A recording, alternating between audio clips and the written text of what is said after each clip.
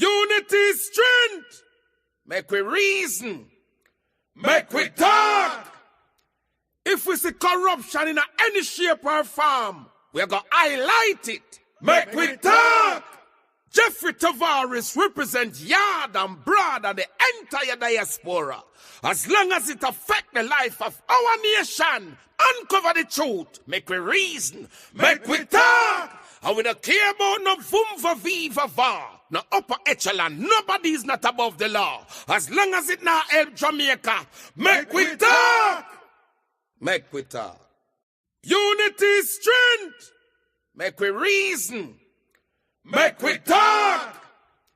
If we see corruption in any shape or form, we're going to highlight it. Make we talk. Jeffrey Tavares represents yard and broad and the entire diaspora.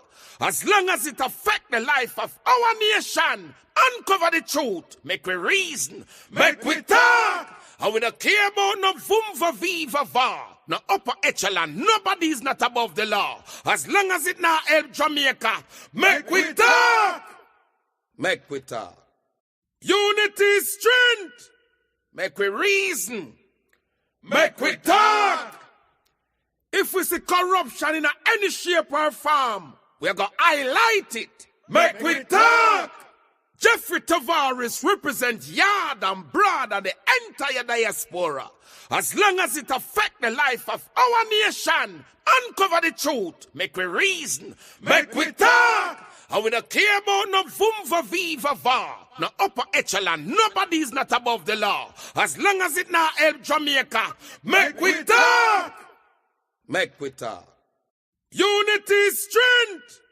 Make we reason. Make we talk. If we see corruption in any shape or form, we're going to highlight it. Make we talk. Jeffrey Tavares represents yard and broad and the entire diaspora. As long as it affects the life of our nation, uncover the truth. Make we reason. Make we talk. And we don't care about no vumva viva va. No upper echelon. Nobody is not above the law. As long as it not help Jamaica. Make we talk. Make we talk. Unity is strength. Make we reason. Make we talk. If we see corruption in any shape or form, we're going to highlight it. Make we talk. Jeffrey Tavares represents yard and broad and the entire diaspora. As long as it affects the life of our nation, uncover the truth. Make we reason. Make we talk. And we don't care about no vumva viva va. No upper echelon. Nobody is not above the law. As long as it not help Jamaica. Make we talk. Make we talk. Unity is strength. Make we reason. Make we talk. If we see corruption in any shape or form, we're going to highlight it. Make we talk. Jeffrey Tavares represents yard and broad and the entire diaspora.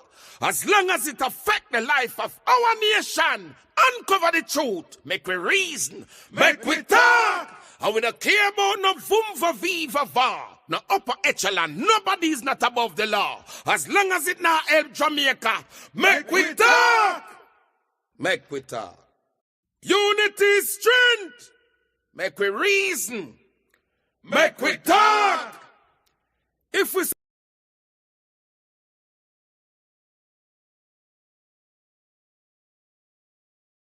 Dear Mr. Prime Minister, it's almost 9 years since you took over the country. Name yourself brokered while basking in election glory. Little did we know that you would matriculate to becoming Jamaica's first Prime Minister to lead a heist on taxpayers' money. With a whopping 28 bank account, you laugh and skin your teeth while bold head hang low in this national defeat. I remember when you tell with it Tanawi yard, leaving Jamaicans sitting in limbo. Even before that, you promised me Me could leave open me door and me window. You take your wife, turn Madam Bully of the Parliament, showing Jamaicans who is the real man, whether in or outside an agreement. You raise your pay to a higher standard, while teachers, doctors and nurses leave yard fi go look work abroad. Mr. Prime Minister, me no know if you see it. Maybe you're blind. Cause between me and you, Jamaica is singing a new song. Cause it's about time. Time for a new direction. Time for a new leader. Time for a change. So take it from me, Mr. Prime Minister. Light a candle, sing a song, and find your way back home. Yours cross, angry, miserable, a patriotic Jamaican.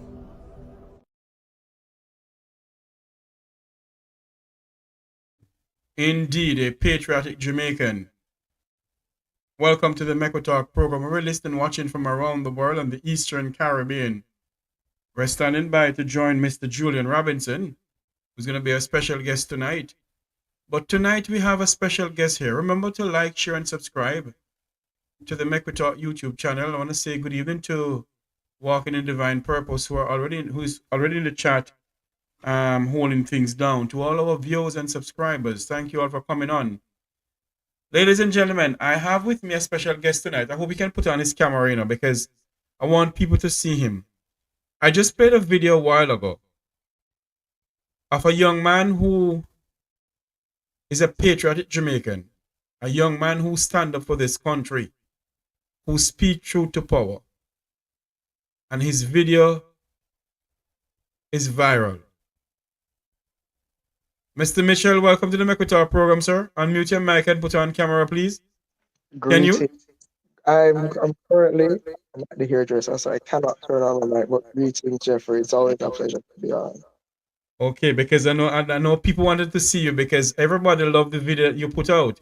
What inspired you to put out that video? And, as a matter of fact, tell people who you are. So good night, viewers. Good night, everyone. Good evening, rather. I am Jeffrey Mitchell. Jeffrey said it best. I'm a patriotic Jamaican, but I'm also a member of the People's National Party's youth organization.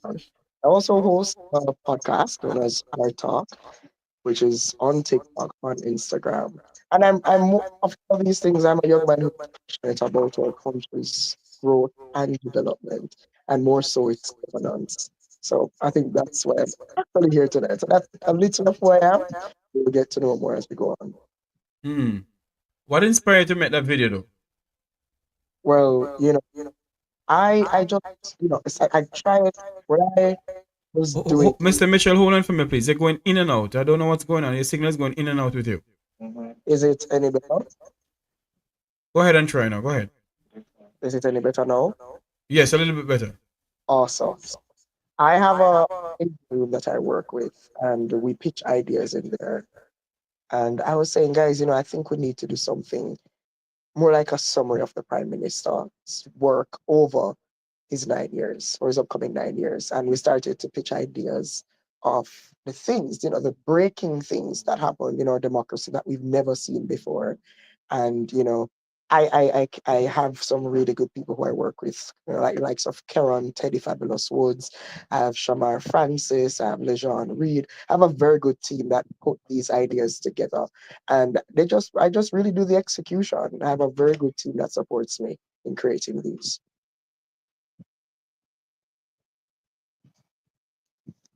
Not hearing you now, Jeff. Sorry.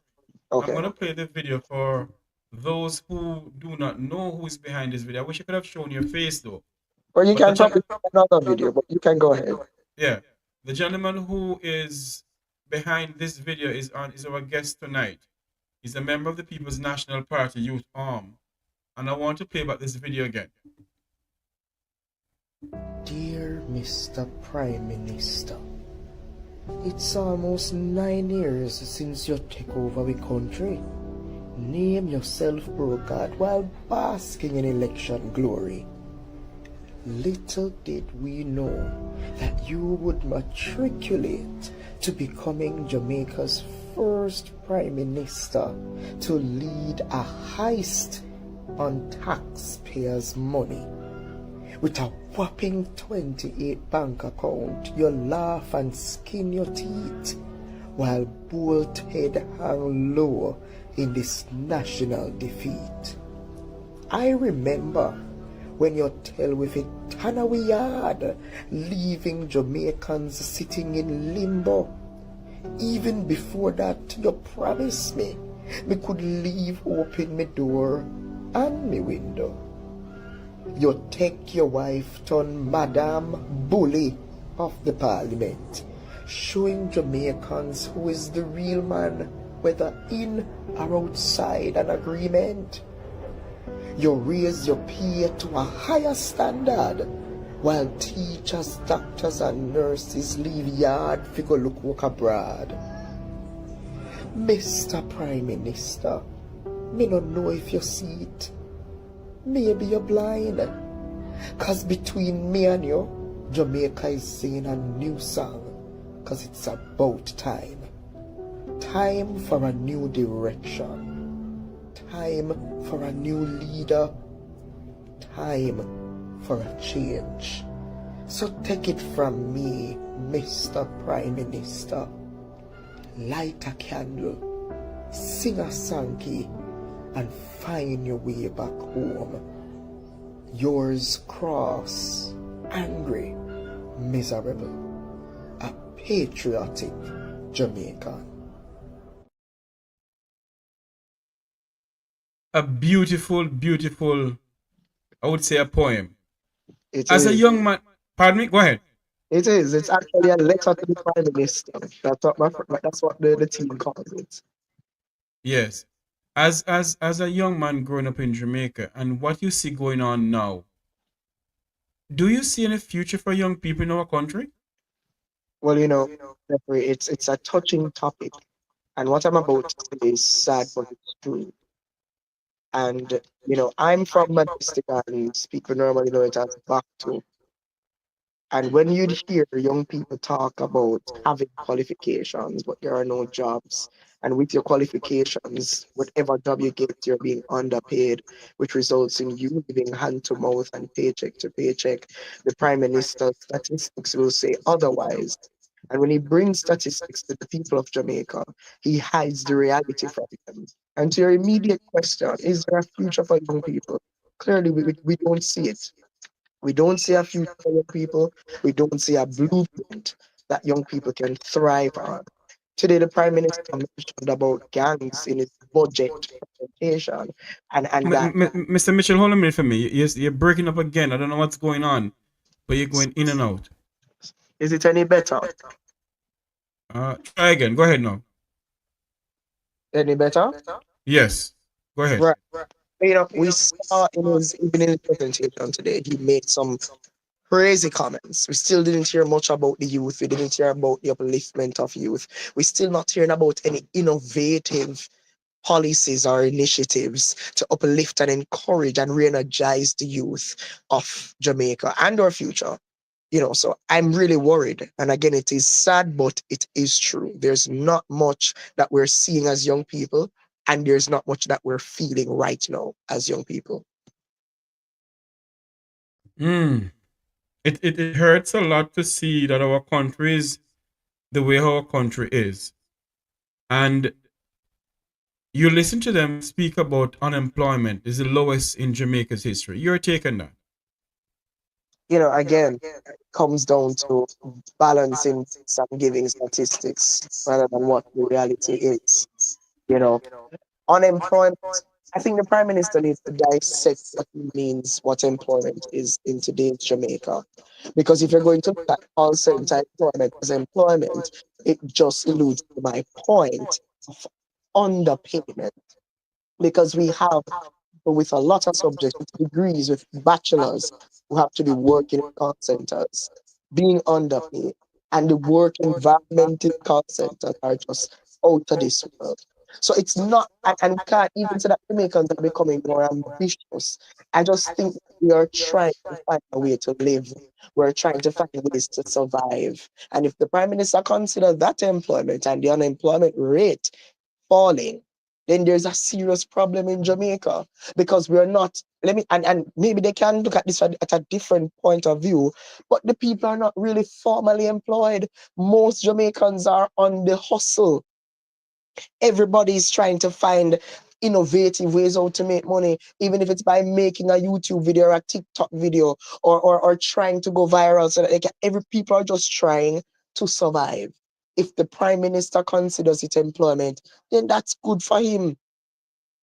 That's good for him, but that's not what the reality is in our country. And that is the Prime Minister's biggest problem. He doesn't understand priority and he believes in balancing the books and not balancing the lives of Jamaicans, more specifically young people. Yes. I want to say, I want to ask you this question though. As you travel along the highways and byways of our country, how do you hear young people speaking about the cost of living? Well, funny you mentioned that. I was in East Portland last weekend, and I would have met some aspiring PNPYO members, young people who just want information. They don't have adequate information, adequate access to resources to get any help. And people, whether people believe it or not, there's a big employment problem in East Portland and Portland at large. A lot of young people are not employed. A lot of young people are staying home. So it's not even a matter of employing, having a wage or anything or a salary. Most of them are not employed. And we have it's a national issue. So the young people are not employed. There are not jobs out there that even if they go into these jobs, they are going to be underpaid. They are going to be overworked and underpaid. And it's going to be a mental battle each day. And there are not adequate resources or things put in place to help heal that issue. So employment is a big problem for young people. Whether it's where you come from, which people might think is not a thing still, where you come from, who you're affiliated with, or who you know. Those are key in employing youth today. And it's a problem right across our country. Let me ask you this question though. What plans does the youth arm of the People's National Party has for the young people of Jamaica if the PNP should gain state power? What plans would you present to your party and to the person who's going to be in charge of youth? And I think that's going to be Gabriela Morris. What plan do you have for them? Well, funny, good that you're going this direction. So one of the things that I admire most, not just about the PNPYO, but the People's National Party as an organization, is its inclusivity. There's never a manifesto that is done by the PNP where the youth don't have their say. We're always included. And so it goes down to inclusivity. There's no way you can tend to the problem of the youth. So we believe in meeting with youth, finding out what the immediate issue is, what is preventing you from this, adequate training, adequate access to information. The government will tell us about a lot of things, but do they have access to it? Where can they go? Who can they talk to? So we plan to ensure that we meet the youth, whether it's on the highs of the country or in the lowest, deepest valleys of our country. We plan to get on the ground, have consultation, know what their immediate issues are, and help fix those issues right there on the ground. That's what you call grassroots politics and fixing of any economy and any crisis in our country. You have to go on the ground and meet with the people who are affected, because you cannot tell them about, you can't give them what they want from sitting in your office and assessing with your eyeballs. You have to go on the ground. You have to meet with them, have whether they don't want to come, find innovative ways to get them. And that's what we intend to do. We don't bring politics to youth, we bring change. So even though we are PNPYO, We bring change, we bring resolutions, we bring different ways in which youth and even bring information to them. So our aim is not just to be politically bound. Our aim is to uplift youth in any way we can, providing with every resource, every possible resource, and every opportunity that comes whether through the PNP or through the government of this country. Mr. Mitchell, I want to say something. Just bear with me a minute, please. I just got a voice note from the opposition spokesperson in finance, Mr. Julian Robinson, and I realized that he was in Parliament for about 5 minutes and he left. He is not feeling well. He just sent me a voice, and I played the voice note for everyone.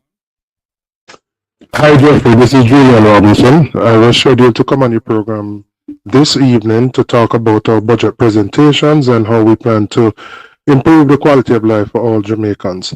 You might hear from my voice that it's not the normal voice.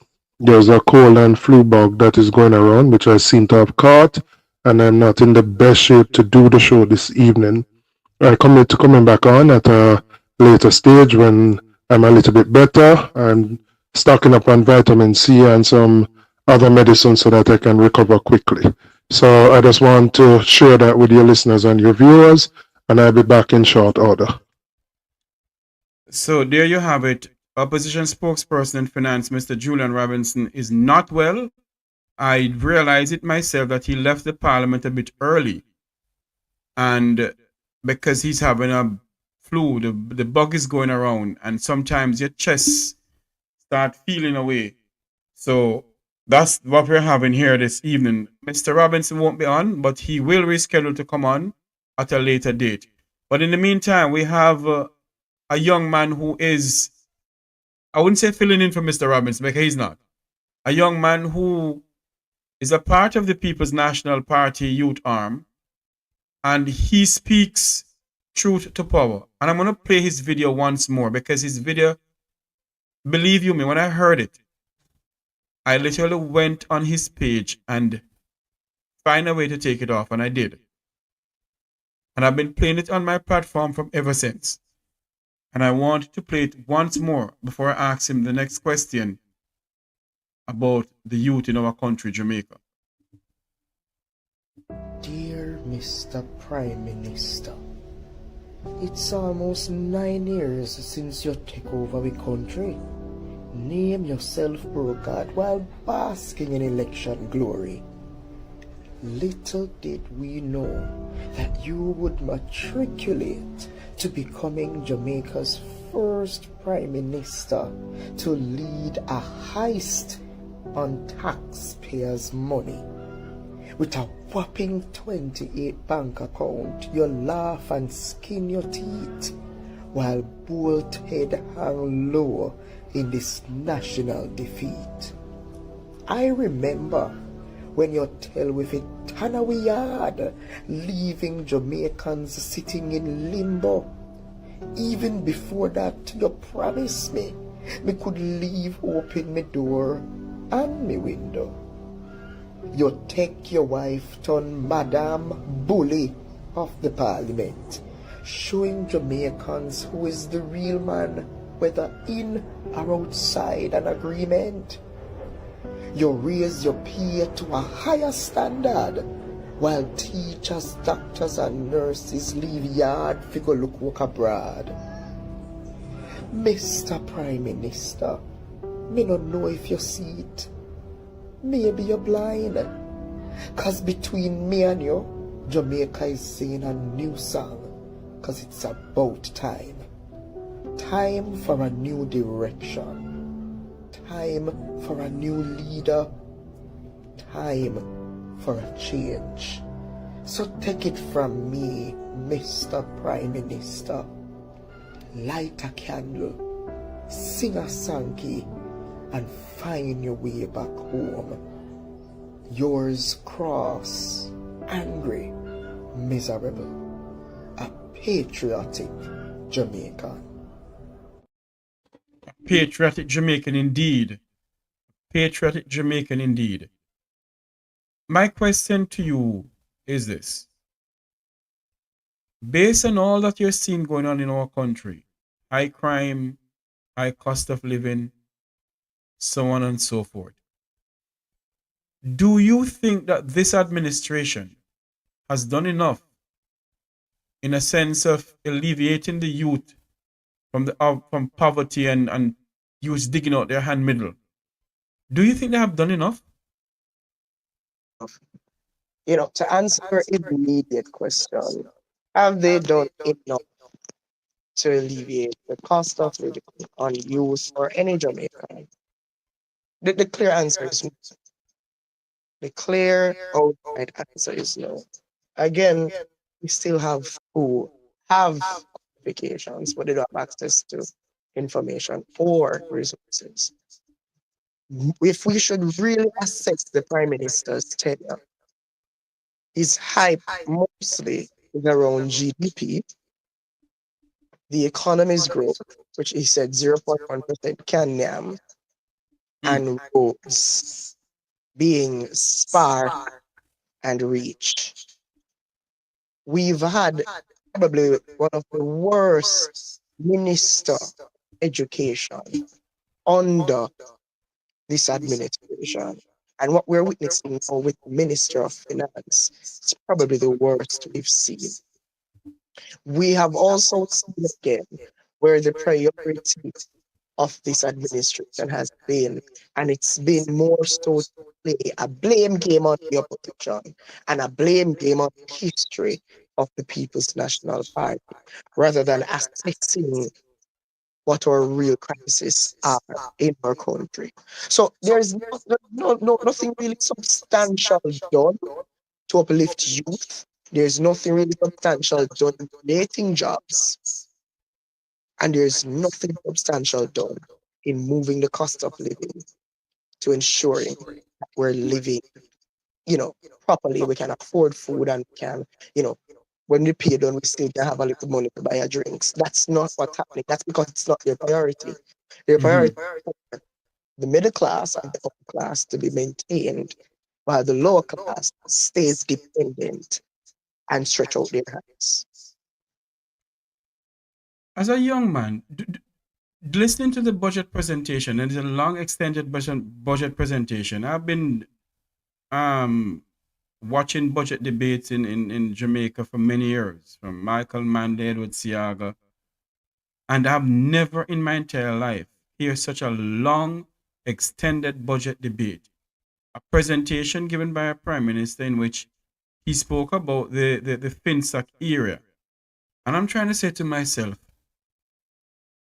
you don't touch anything on SSL. So if FinSAC is so devastating to the country that you have to come and speak about it, why you who have the power, Mr. Prime Minister, why don't you release the FinSAC report? Your take on that? Most people should know that the Prime Minister is still in Parliament speaking now as we are on here. The thing is, it is not a budget presentation. I've been listening for about 2:30. I had to come up at 5. I have things to do. It's really actually not a budget presentation. One, it's a gimmick. It's a plea to the Jamaican people. And it's more of a rebuttal to everything that the PNP would have said. Mark Golding and Julian Robinson specifically. We understand why the Prime Minister will, allude to so many things that the PNP had done during the time of FinSAC. And we understand why he will avoid the SSL and the Kroll report. We all know why. Because to date, the Prime Minister's statutory declarations are still yet to be approved, which raise a lot of question marks when it comes on to SSL, because he would have withdrawn his investments a couple months before the big scandal. So we know why he doesn't want to go down the road of SSL. I listened to the presentation today. It mostly surrounded physical discipline, FinSAC, as we just mentioned, and the PNP administration from 2000 to 2004, and the PNP administration of the 1970s. That it was never about what he intends to do for our country moving forward. It was never, we still don't hear any plans to uplift the lives of Jamaicans. And when I was listening, Jeffrey, One of the biggest things I was asking myself, the Prime Minister mentioned from the 1970s to the 1990s. I was the Prime Minister. What happened to Edward Seago's time as Prime Minister? Why couldn't he cushion this burden? Edward Seago couldn't cushion the burden because he borrowed money from IMF and did not remember that he borrowed the money. Then you'd also ask why after PJ and Portia lost, why Bruce Golding couldn't do anything to assist our economy with growing and moving forward. That's because he was too busy leading an incursion, protecting and covering one of Jamaica's biggest criminal names. The wave that they're currently riding on is the wave of Portia Simpson Miller and Dr. Peter David Phillips. Hold on for me, Mr. Mitchell. Walking in divine purpose, you know what to do in the chat room. And if I'm looking so worried, it's none of your damn business. Go back over to the JLP platform and ask why their primes looking so worried. Don't come over here. Walking in divine purpose, you know what to do. Go ahead for me, sir. Thank you. And so those are some things that the Prime Minister needs to understand. The Prime Minister needs to understand that it's not because of his administration where our country is where it is at today. We all know that Portia and Dr. Phillips spent most, if not all, of their time as Prime Minister and Minister of Finance fixing the problems of Bruce Golding and previously led JLP administrations, which we did, that paved the way and paved the road that he's currently driving on called prosperity. And that is what he needs to look at. That is what he needs to look at. Him still not giving a clear vision as to what he's going to do in the third term. Him still not. The Prime Minister even mentioned a talk about the economy is where it's at because of lingering effects of the pandemic. I can't believe it's the same pandemic that he's talking about that we did so well coming out of. He also blamed global inflation. So I just cannot understand. I was trying to understand where the Prime Minister was going today. It was more of a gimmick presentation. It was more of a blame game presentation. Again, blaming the opposition for why the country is where it's at today when you have been in power for 9 years. And it's just unacceptable for Jamaicans.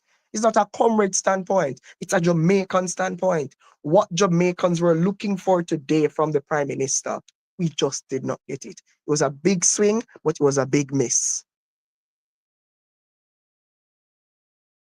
A lot of Jamaicans, and I wonder what the economists and those people are going to say this evening. As I said before, I have never in my entire life seen a budget presentation by a Prime Minister. I've been watching debate from in the 1980s coming up, because in the middle, see me look old, me not that old.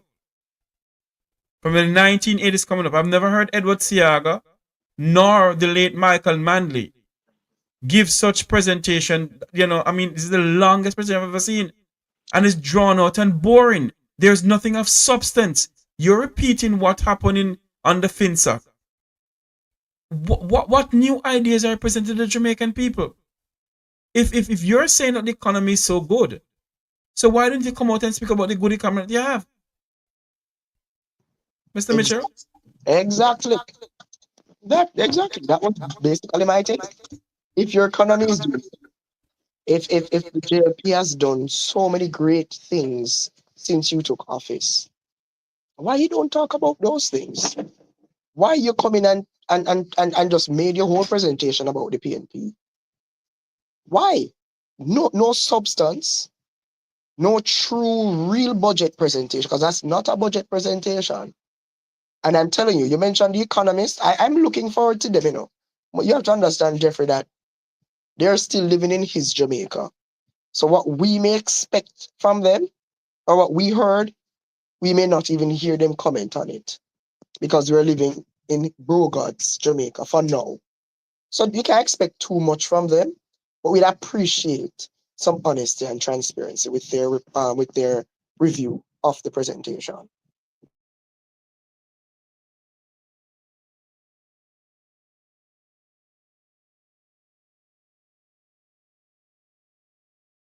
Sorry, I don't think you'll ever get that from them. I don't think you'll ever hear them speak the truth. Let's ask you this question now, though. Last night, Mr. Golden was on our good friend Andre Stevenson program, Partner Draw TV. And Mr. Golden decided to show Andre his British renunciation of citizenship. I want you to watch this. I want you to take, and I want you to comment on it, because you know why? As a young man growing up in Jamaica, you hear Everett Warmington spreading such utter rubbish. You mean Clifford Warmington? Yes, Everett. Yes, Clifford Everett Warmington. I heard he doesn't like when they call him Edward. So you don't call it Clifford. Mm-hmm. Yes, he has been pushing the narrative that Mr. Golden is not a Jamaican citizen, he's a British citizen. And that is so stupid, because he's a member of the Commonwealth. Jamaica is a member of the Commonwealth of Nations. I want you to listen to what Mr. Golden said on Partner Draw TV last night. And I want you to comment on it, and also your take as a young man growing up in Jamaica, listening to the utterance of Everett Warmington, the utterance of Idiot Amin. Oh, no, sorry, not Idiot Amin. Marlon Morgan. Still Idiot Amin. Anyway, your take on that. Let's watch this video here first, bro. Yes, Andre. So, as I said, in August it came through. So, here is the cover letter. How am I going to make you see it now? It's difficult, eh? I don't know if you can read. That's addressed to me. Yes. Yeah. And the date. Home office, see it there? Home office, yeah. And the date, you can see the date? Yeah, the UK. Bring it up a little bit more, Mr. Golden. See there, the reference and all of those something. Yes. Oh! The date is right. The date is right here where my finger is. You can see it. August 5th. Also, it was the day before independence. There you go. All right. And it's captioned renunciation of British citizenship. You see it? See there, backside. See there. Yeah. Did what the proofs in Marky G did get there. So that's the cover letter. Mm-hmm. Yeah. That's cover letter signed by this person, whoever that's a officer of the Leslie Davis. Davis, UK Visas and Immigration Department 73. All right. Yeah. So that's the cover letter. And this is a certificate now. Yes, the UK. See there? Declaration of renunciation. See there, Jamaica. Why would the man be telling a lie? Yeah. And it's signed over here on the back. See, same. See. So this is it. And it has a seal and everything. Where is it? Mr. Golden, you need not to say anything more to them. Yeah. That's it. I'm glad I got the chance to, to be honest, let me tell you, it's my personal life. Yes. I've said it. I told the media from when it happened, it was carried in the Gleaner and so on. I thought people would accept what I say. I'm accustomed to telling the truth. Yes. But Daryl has continued to make an issue of it for whatever reason. Mm-hmm. Yeah, and there you go. So there you have it. All right? You silenced the argument and done the argument now. Done the argument. Argument done. Yeah. Argument done. So right now, I need a visa. Hey! If I want to go to the UK. Mr. Mitchell, your take on all of that? Well, I sometimes wonder why Everett Warmington is still sitting in Parliament with all the crude things that he has said over the years. But it is who he is, and we just cannot change that. One of the things I want people to understand is that Comrade Mark Golding does not do these things for the Jamaica Labour Party. He did not renounce his British citizenship because of the JLP, and he's not showing his documents because of the Jamaica Labour Party. The thing is, we have people in our country who will listen to these people. And not only do they listen, but they believe when they speak. And so when Mark Golding goes on any platform and provides these documents and do the things that he's supposed to do, is to ensure that the Jamaican people are at ease. And not only that, but to slam down and mash down the lies that they continue to tell and shove in the people of Jamaica's face. Because everyone even said that Mark never had a a Jamaican passport. Remember when he said that? He also went on a platform to say that he's not a racist, he's a realist. But we never heard the realist spoke out when George Wright came back to the party after beating women. We never heard the realist talk about Real Reid and his saga. We never heard the realist talk about when the Prime Minister fired him from the cabinet. So I understand why the current leader would want to do these things. I don't encourage it because I don't think he has anything to prove anymore to them or to anybody. Though I understand that the ultimate goal is to lead the country and lead the people of the country. So it's within his best interest to ensure that he's transparent. But if I was Mark Golding, I would have never presented those documents unless required and asked for by the people of this country.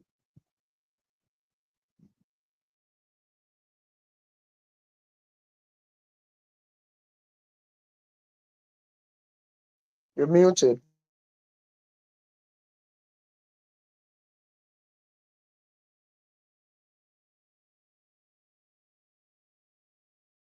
I want to say good night to Mr. Julian Robinson, who is not feeling well. I was just talking to him while you were talking, Mr. Mitchell.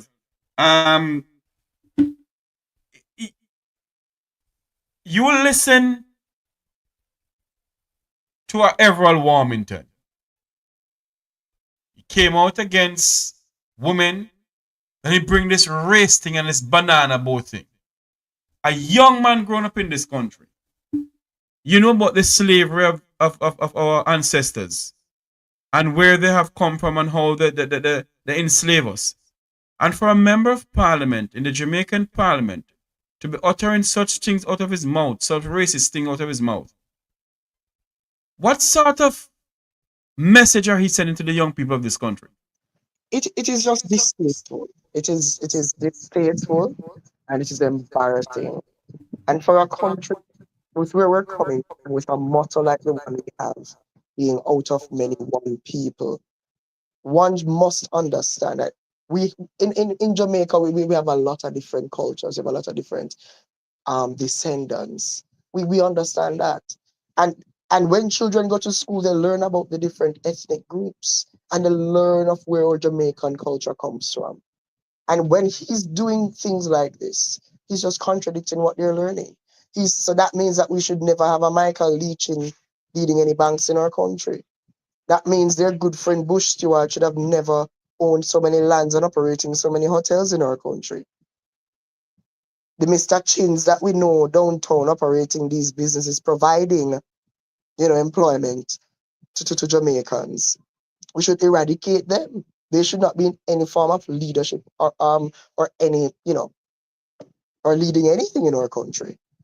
So it contradicts what our children are learning. It contradicts our moral values. It contradicts what we stand for. It contradicts our very motto. And even to date, we don't hear the Prime Minister mention anything about it. Because Andrew Holness is clearly not leading the Jamaica Labour Party. I want to welcome my good friend Headboy. Headboy, come on in. Welcome to the program. Thank you for welcoming me. Sorry for my late arrival. I had to go and check up on the Prime Minister to make sure he was okay. I sent a message to my good friend Professor Wendell Abel to ask him if he could schedule an appointment for Dr. Holness. No, I'm being serious, gentlemen. The Prime Minister is having a nervous breakdown in the Parliament.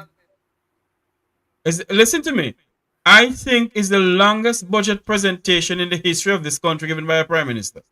He just concluded his presentation, and at 15 minutes to 8 o'clock. The mic tends to be on, right? Yes. In the thing, when you hear his voice to the speaking to the other person that come to greet him, you realize that this guy literally, it's not the same Andrew Holness. It's like, okay, yeah man, me try. That's what came over the mic, Andrew Holness is having a nervous breakdown in the Parliament. That's why he's speaking so long. Headboy, we have a good friend of ours from the PNP Youth, Mr. Mitchell, on the platform here with us. Is it that the Prime Minister on the telephone call with the Secretary of State for the United States? Is it that they told him that they have some stuff? Jeffrey, don't go down that road. Go down that road because I'll be going there. Is it that they told him that they have some stuff on him? Do you realize that the Prime Minister hasn't mentioned anything about the Cubans? And yet the Cubans gone back over? Have the Cubans left? That's what I'm being told. I can't verify that all now. Well, But he says nothing in the parliament about the Cubans. Go ahead. he would be the only leader.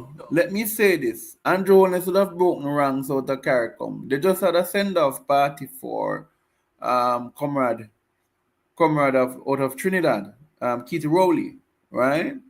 And Andrew Holness would have been the only prime minister to break rank. Everybody, including Guyana, has responded and said what their position is. Guyana was the last country to respond, leaving Jamaica to have not responded.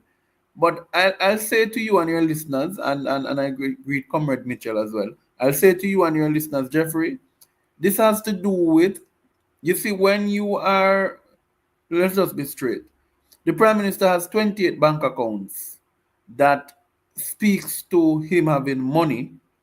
That's not just in Jamaica alone. Let's be real. That those funds have to pass through, and you know my banking background, those funds have to pass through American banks. Now, one of the issue could be for the Prime Minister is that they have located funds moving. I'm just assuming that one of the pressure for him is that if those funds sit in American banks, once it's in American dollars, it's going to have to be sitting in American banks. Could they have found where these money is sitting, and could they have said to him that we know everything, so you have to do what you have? Head boy, hold on for a minute. There is an item of news coming in that was given by the Prime Minister, and I consider this to be a little bit of breaking news. So let us do it. Hold on for me, Mr. Mitchell. No problem. This is Make We Talk Breaking News.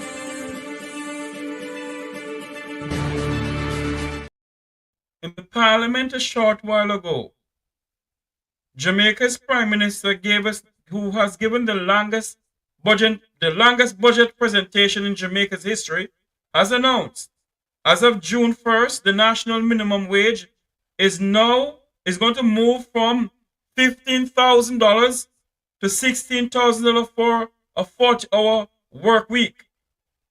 That's Jamaica's Prime Minister, who was given a budget presentation, the longest in Jamaica's history, says that as of June 1st, the national minimum wage is going to move from $15,000 to $16,000 for a 40-hour work week. He made the announcement on Thursday while addressing the Jamaica's Parliament in the budget presentation. Minimum wage moved from $15,000 to $16,000 per week as of June 1st, 2025. Gentlemen, you're taking that. Mr. Mitchell? The Prime Minister could have kept that $1,000 and give it to his children.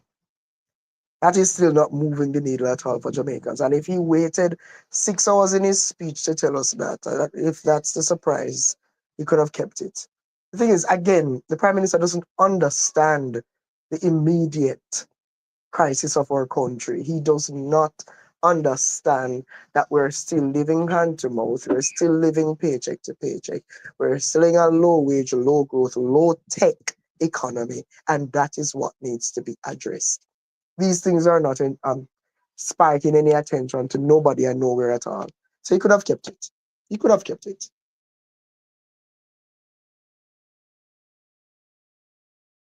Head boy, you're taking it? I mean, let me tell you, Andrew Holness will go down in history as one of the most deceptive politicians that has ever existed in Jamaica's history. And it is no disrespect to Andrew. But let me tell you why I say that, Jeffrey. In 2016, after the PNP lost the election, There were recommendations from the PNP, which they've been doing every year. Every year under Horace Daly as Minister of Labour and Social Security, there were moves which kept on increasing the minimum wage every year to keep a pace with inflation. Dr. Phillips then, as party leader and opposition leader, was suggesting that that was what need to be done, that you keep the minimum wage in keeping with what was happening in inflation. Andrew Hollis did not do any adjustments to the minimum wage until about 3 years ago, by the way. Yeah? Until 3 years ago. Now, he has come back now to make an adjustment. Let's be real. What can $1,000 extra do in terms of purchasing power to the average worker in Jamaica per week? If you add that up for a month, it's $4,000 a month.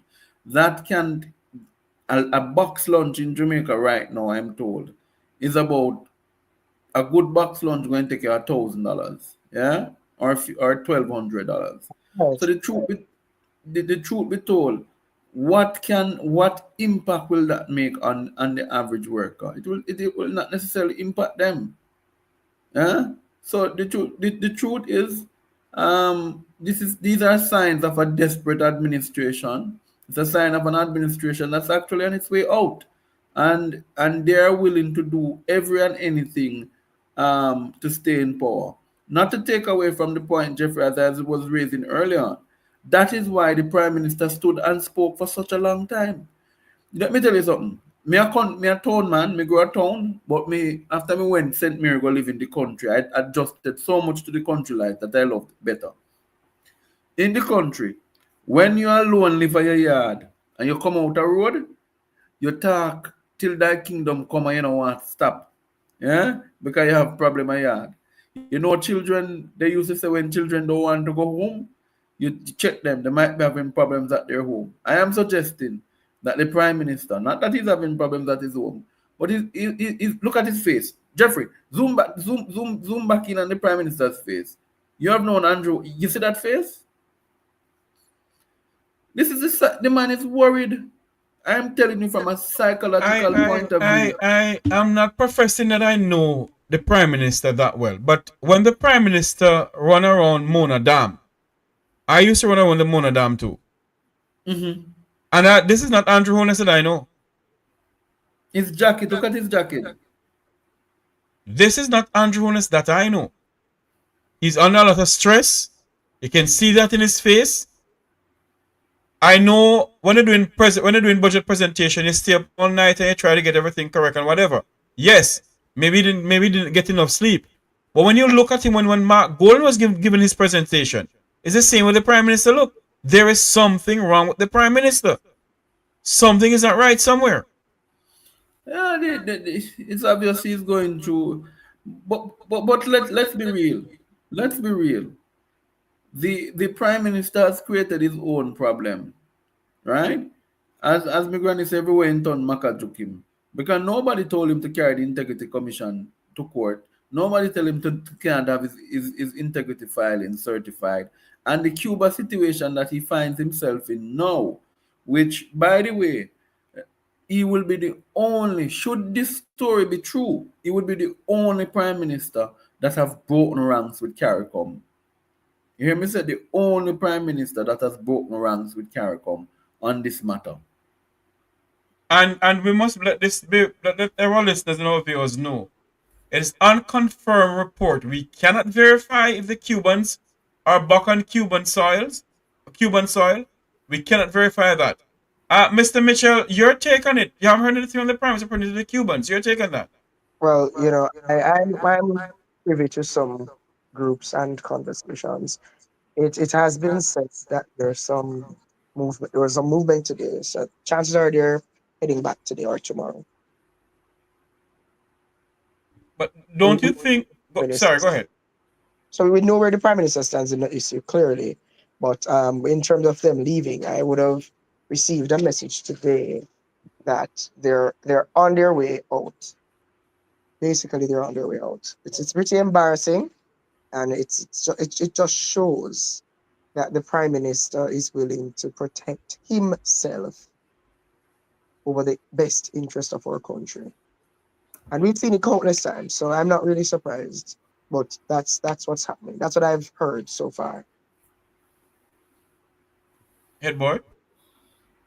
No, I mean, we will have to confirm the reports, but I quite frankly, I don't believe that the government of Jamaica cannot operate this way in a clandestine manner, regardless of my mistrust that I have for the Prime Minister and for the administration.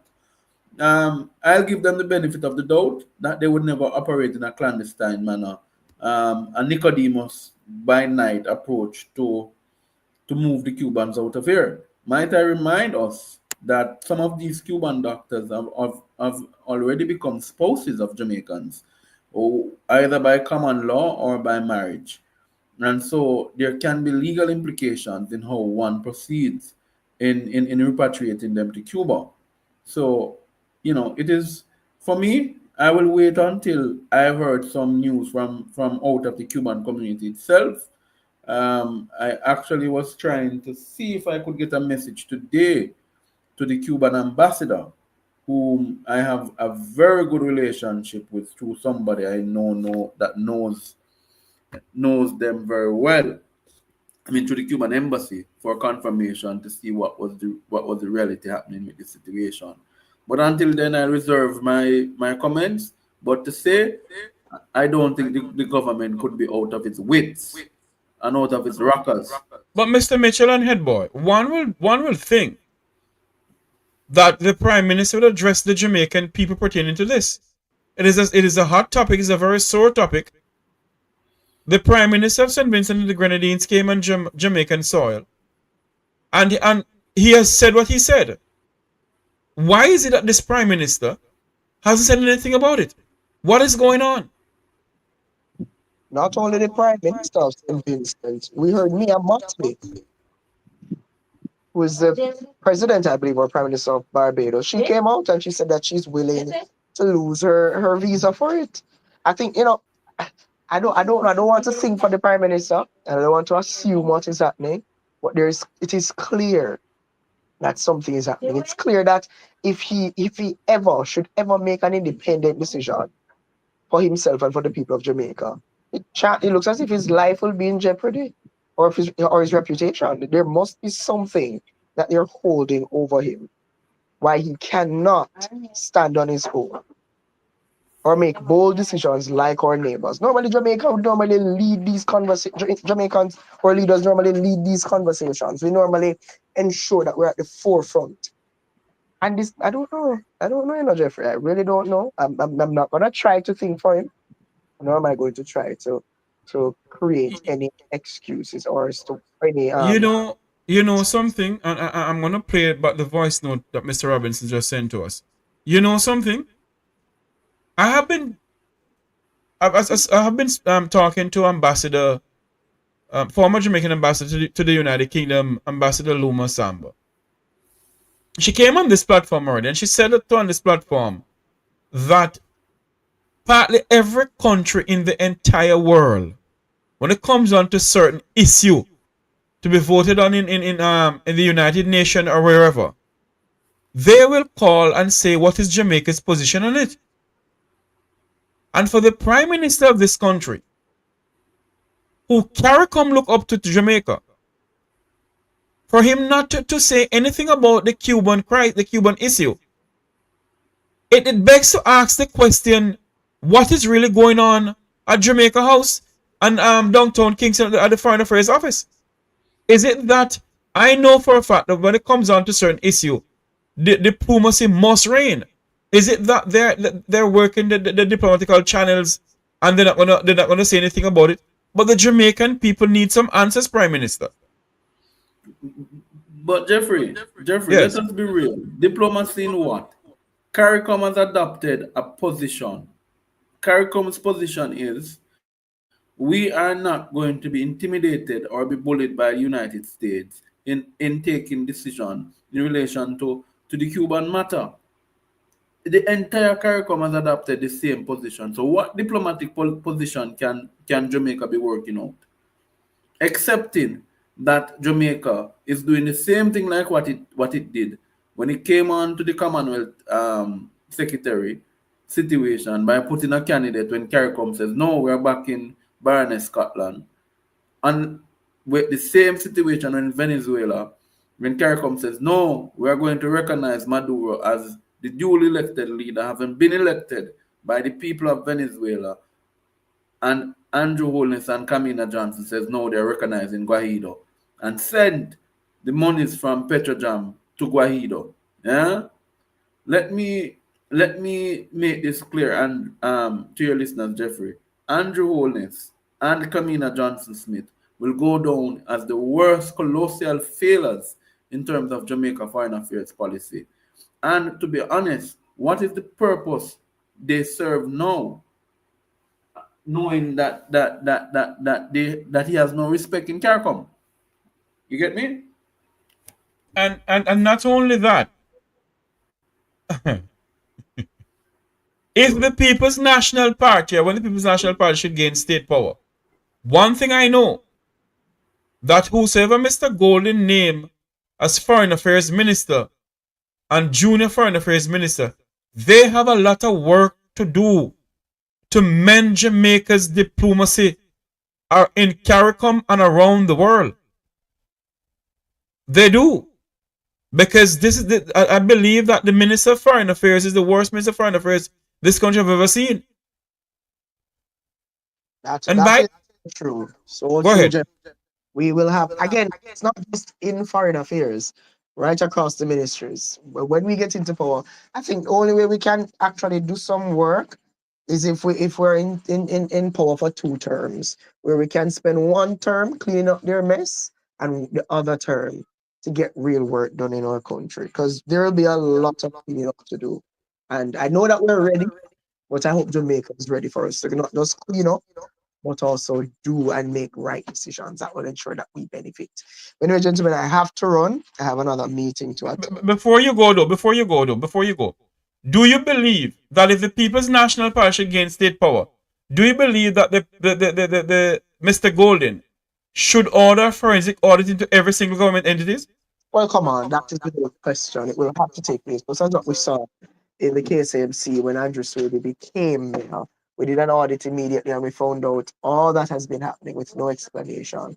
Most definitely that will definitely happen. And once it happens, the people of Jamaica will then realize that we are not the propaganda party, but we actually know that these things are true and that the books in government are just not balancing. So that will definitely happen. We know the current leader is a legislator, and so we should expect that when we take the reins of government. Mr. Mitchell, thank you for coming on, sir. Don't be a stranger now. I won't. Thank you. Good night, everyone. Good night. Mr. Mitchell, he is a member of the People's National Party Youth Arm. We need to apologize for the absence of Mr. Julian Robinson. If you were watching the Parliament this afternoon, Mr. Robinson was in Parliament. He was scheduled to come on the platform this evening, but he left the Parliament a bit early. He is not feeling well, and he sent this voice note to us. Hi, Jeffrey. This is Julian Robinson. I was scheduled to come on your program this evening to talk about our budget presentations and how we plan to improve the quality of life for all Jamaicans.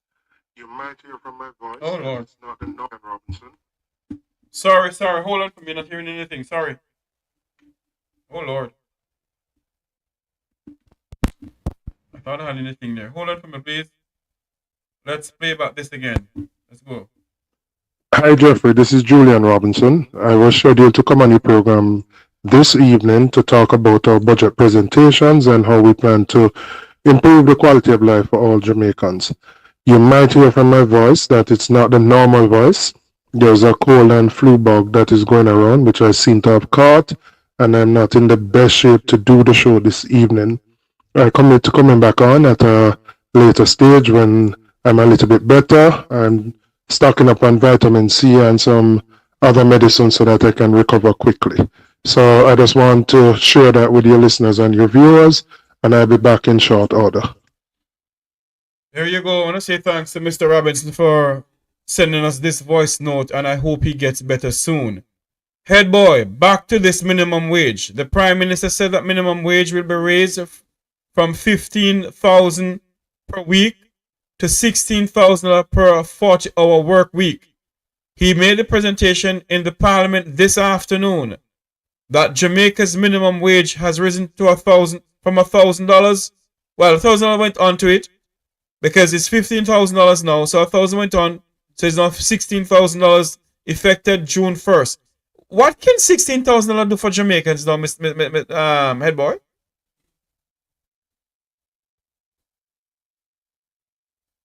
Head boy? Oh Lord. I think head boy is doing something else. But based on, I'm just asking the question. What can $15,000 do at this dying time and age in Jamaica, where things are going sky high? Things are sky high. Things are just raising up all over the place. And for the Prime Minister to be saying that he is raising the minimum wage from $15,000 a week to $16,000 a week, and this is to show you that this is really a campaign. Campaign has begun.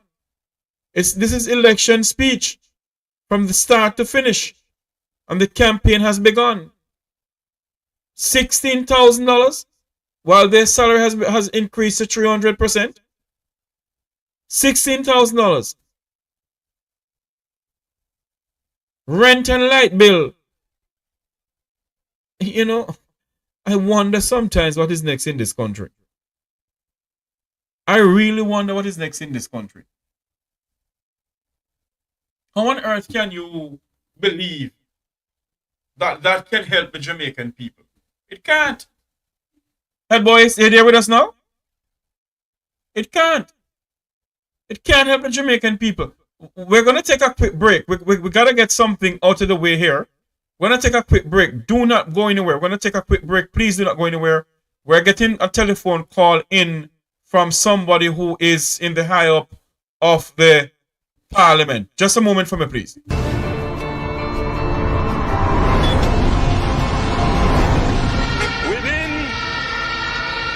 our first 100 days of government, we will start the legislative process to fix the date for general elections in Jamaica.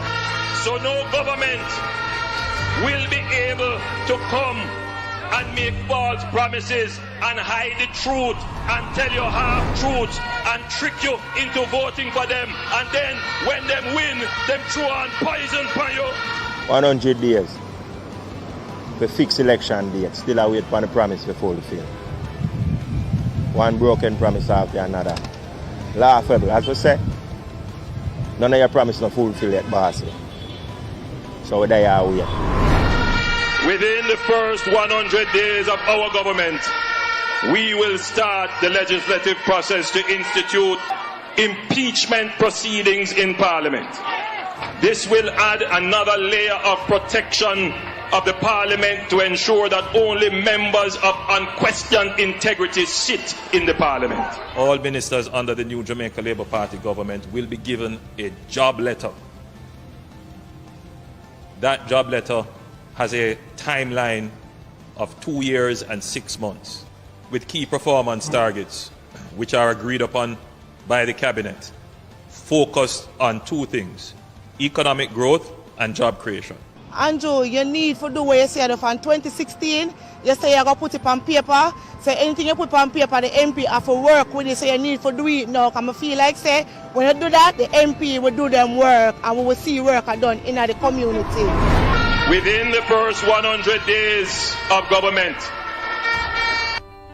we will start the legislative process to introduce term limits on the office of Prime Minister. Andrew, unless John him break him promise and nothing him say I'm going to do for the next 100 days and now him not do nothing. Him not keep no promise and him say I'm the promise keeper. What a promise, John Star. At a convenient time within our new government, we will hold a grand referendum on the CCJ, the Caribbean Court of Justice, as the final appellate court. You make so much promise. We're going to break away from that, and we have with us on the telephone our good friend Conrad O'Brien. Conrad, welcome to the program.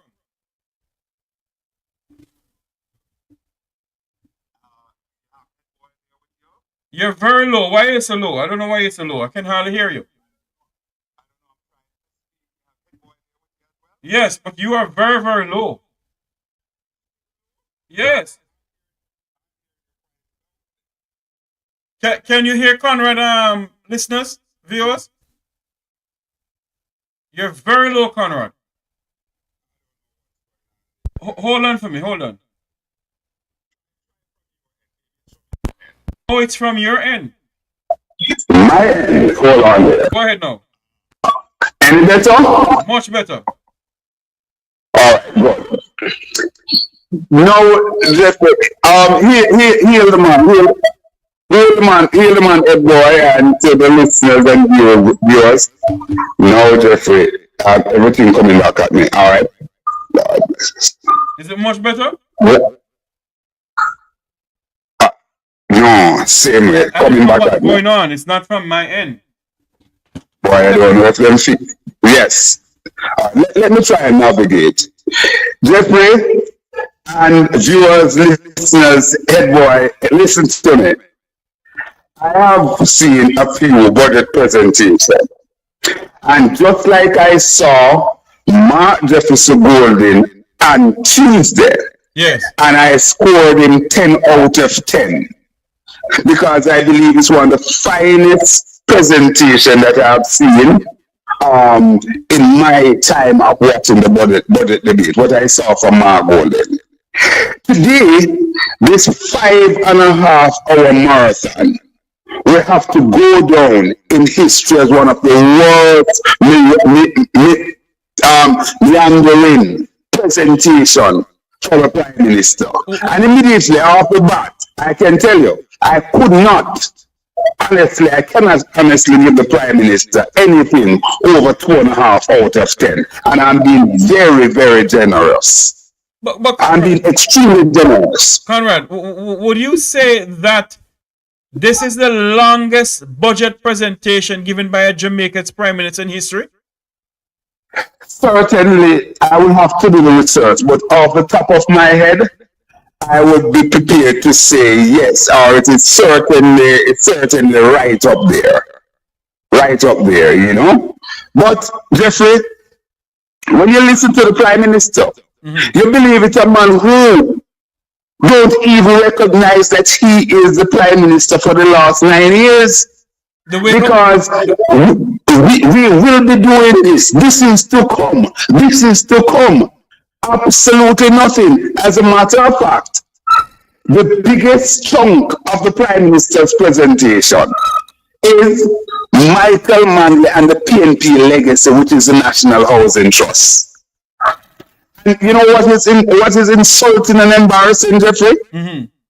The Prime Minister, almost to the end of his presentation, tried to curry favor the most ordinary, the lowest paid Jamaicans in this country, those who are earning $15,000 per year, per week, by giving them an additional $1,000 that can't even buy a box food. The last time I stopped at an ordinary restaurant, because I mix with the regular Joes. The last time I stopped at an ordinary restaurant to buy a box of food is $1,200. Your take on the whole idea, minimum wage will be raised as of June 1st, 2025. I know you touched on it a while ago, but is this the best that this prime minister can give to the Jamaican people? By raising the minimum wage, from 15 to just put on $1,000 to make it 16,000. That's the point I'm making. And here it is. You know, I remember at the end of the PNP administration, Horace Daly had basically proposed a certain increase every year. The JLP government had reneged on that. But here is the kick. Mark Jefferson Golden hit the ball out of the park Because Mark said, listen, we will be moving, his administration will be moving away from the minimum wage as it is now and do a study for a livable wage. A livable wage. You know? Because he actually said that, listen, for somebody to basically have any semblance of living in Jamaica, they need to be earning at least $30,000 a week. So all the goodies that are what the Prime Minister is talking about, the housing benefit and all of those sort of things, nobody can qualify can qualify for it who earning the minimum wage. So he's leaving them out of the loop, and that's where again Mark Jefferson Golden proposal comes in so credible, where he talked about this $500,000 as a grant to assist people with their down payment and so on, and what he will be doing in terms of building units so that the majority of Jamaicans can benefit from it. I have not heard anything to write home about. I believe that what happened this evening, the Prime Minister concretized that this indeed is his last budget presentation as Prime Minister of Jamaica. He went on to say that the government is to allocate $1 billion to propose a one-time cash grant of $20,000 to $50,000. What is this? 20,000. 20,000. Yeah, 20,000. Right? Well, it's a part of the grand scheme of trying to buy votes. You know, but I don't think it will work. But you know, Jeffrey, I want to head boy and viewers, I want to go back. I want to take us back to the beginning of the Prime Minister's presentation. Yeah. The Prime Minister started out his presentation by telling a blatant lie to the Jamaican people.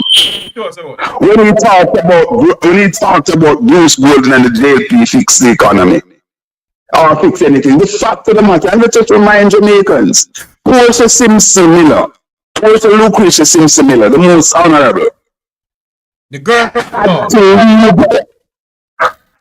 leave her Christmas dinner, went to the United States, engaged Christine Lagarde, engaged Maxine Walters, and so on, to have a discussion with Christine Lagarde of the IMF, not to dump Jamaica.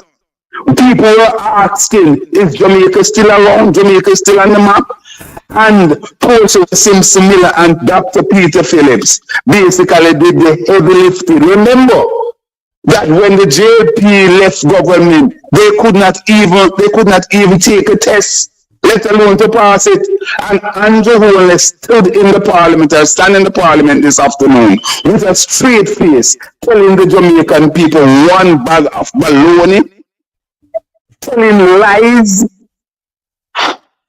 They fixed the economy when Jamaica was in the doldrum. Not one lending institution would have a discussion with the Jamaica to include the IMF and the World Bank. Huh? But let us ask this question, though, Conrad O'Brien. When you listen to the Prime Minister's speech, though, Conrad,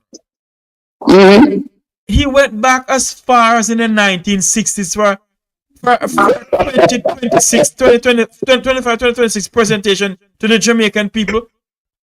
It just goes to show that the Prime Minister is out of his depth. The fact of the matter, the Prime Minister should have started his presentation with an apology to the Jamaican people. Apologize that as Prime Minister, he finds himself in this mire, not being able to have his filing certified. Right? He came and he spoke about FinSAC. Why don't he release a FinSAC report? He said nothing about SSL. Absolutely. So, you know, it just goes to show how barefaced this fella is. Man. Do you understand? Are we sure that was Andrew Holness this evening? Or is the AI generated Andrew Holness was giving that speech? it doesn't Well, you know, at all. and if you notice, what happened? He was clutching to different peoples, and so as if somebody was just throwing something around at him. There wasn't any kind of coherent situation as you would normally see the budget presentation flows. When you juxtapose Mark Golden's presentation with Andrew Holness, who is his counterpart, it's cheese to chart. I think what happened. I think what happened, Jeffrey, the Prime Minister should have basically apologized to Jamaicans to say, listen, after 10 years on the track, what I promised you, the basic things, which didn't have to cost any money at all, such as fixed election dates, right? Job description for ministers, impeachment, all of those sort of things, fixed term. He should come and say, listen, I am sorry. I am very sorry.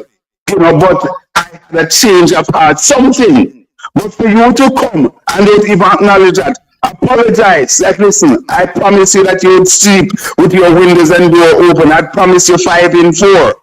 And I feel miserable on all of those things. But listen, I am asking you, if you can find it within your heart to give me a 3rd term. I mean, I know the people would say, no, Mr. Prime Minister, we have given you a 9 already, going 10. But at least it would show some shame, you know, on the part of the Prime Minister of Jamaica. But he come and he take us for granted. As a matter of fact, he actually said, to show that the Prime Minister don't even understand what's going on, he talked about the orange economy, right? The culture economy, right? As it were. And the Prime Minister said, boy, he don't know how we'll make back money from this first place and when we invest in it. Conrad, I'm going to say this to you again, Conrad.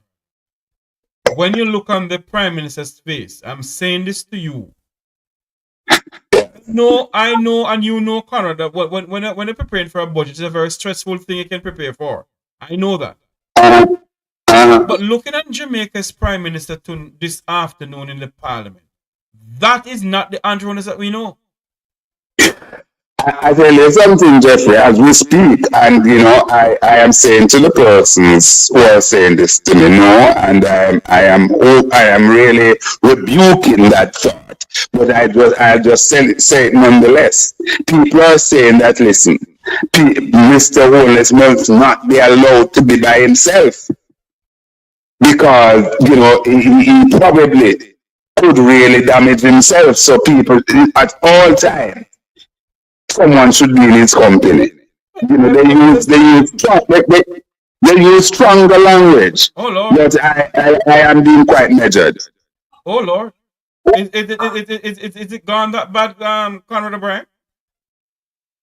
Well, as I said, my some of the people who are listening to us, therefore, and so on, they're saying that, you know, they have to be careful because the Prime Minister could be on a suicidal watch. Oh, God.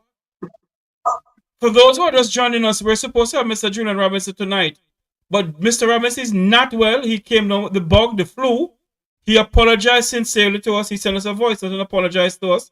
We're speaking about the Prime Minister's speech with radio talk show host from News Talk 93 FM, straight up News Talk 93 FM, Mr. Conrad O'Brien.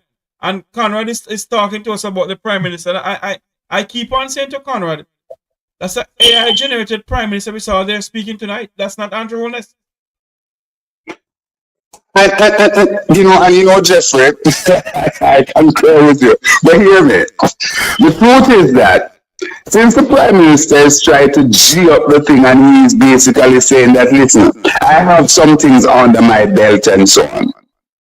Normally, we'll go to the pool, you know, we'll go to the pool before the 5 years elapse and so on. The Prime Minister just have about almost 6 months, you know, cutting into the 6 months and so on. So if the Prime Minister really feels that he has delivered, right? Why not go to the poll? As you And said, basically, as you said a while ago, Conrad, the Prime Minister, people talking and saying to you that he should not be left alone. I don't think the Prime Minister can call the election. Look at the Prime Minister's demeanor today in the Parliament and his face. That do not look like an Andrew Holness that the Jamaican people know. There is something fundamentally wrong. Well, just let's say, let's put it this way. The truth is that we are all human beings, and maybe something is going on with the PM health-wise. That is also possible. That's also possible, and that is why my own view is that I believe that our Prime Minister,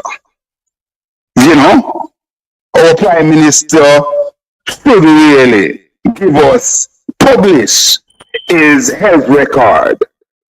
Has that ever been in Jamaica's history before?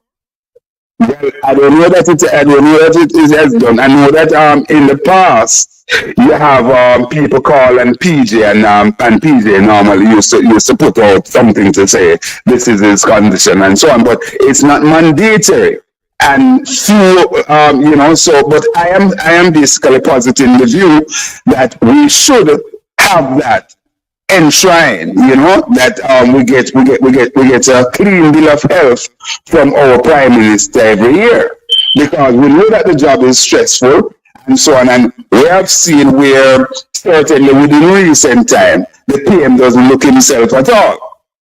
Remember that even, and I'm saying this with all due respect in the world and so on, because I love her dearly, Sister P. But remember that what we're hearing even now is that before there were signals, there were signs, of her basically having some issues. And had we been getting that clean bill of health each year, then maybe, things would have been different.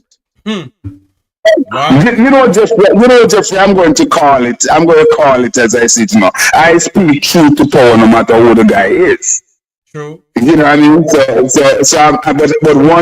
But what I will do so very respectful. So the PM, maybe going through some issues, he has been really on the it is and the trot here for 9 years, and that is why, Jeffrey, come back to the word business of term limit and so on. This kind of job, this job is very stressful, and I really and truly don't believe that we should really reach a stage at this time where we really signed off on a 2-term limit for prime ministers. I really believe so, But would we get? He didn't speak about the constitutional reform in anything. He never speak about. He spoke about nothing. He hasn't talked about the Cuban issue. He has not spoken about Usain Bolt money. All he did was went all the way down to FinSac, and the FinSac report is in his hand. He has a power to say release it. Absolutely. And the core report and all of those sort of things, nothing. And he didn't even ridicule or call Matthew Morgan, what's his name? Mr. Morgan, who had gone into West Kingston and telling lie that he was in Mark Golden constituency. Don't even know the geographical space there. But he just wants to spread propaganda, and it's all over the place. I'm sure the Prime Minister is aware of it. Even that he should apologize for. Hold on. Hold on. I want to play the video, make everybody hear the video here. I'm in the constituency of the leader of the opposition. This is St. John the Southern. No, Nesta, that is not in my constituency. The area behind you in the photo is known as Board Villa, and it is in West Kingston. You couldn't even get that right with your little video gimmick. Come back for me. Oh, hold on, let me. Hold on there, Jeffrey.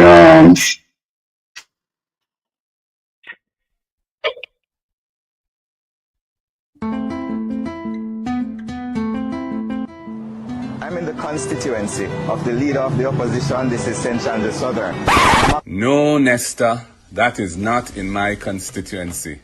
The area behind you in the photo is known as Board Villa, and it is in West Kingston. You couldn't even get that right with your little video gimmick. In fact, I reached out to the MP for West Kingston months ago for him to put in place dump site monitors for that space, like I have done in my constituency to keep areas like that clean and tidy, but he hasn't yet put it in place. And by the way, as far as my constituency is concerned, we have only been allocated 2 minor roads to begin with under Spark. The 2 roads that we chose to begin with under the project, including Collie Smith Drive, which badly needs attention, have been put on the back burner by you or those who report to you. So pull up your socks, man, and start behaving like a minister of government. They specialize in gimmicks. We specialize in real solutions.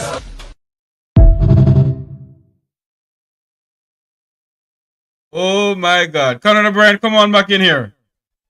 That's classic. That's classic. You know? Again, I have to score mark very, very high for that one as well. You know, but Jeffrey, so many things. After 9 years, the Prime Minister that got a very, very solid wicket to bat on. You know, and now at the end of his period, Jamaican economy is basically in a recession. And he is now saying that this is when he is going to pivot. He is going to pivot now for growth.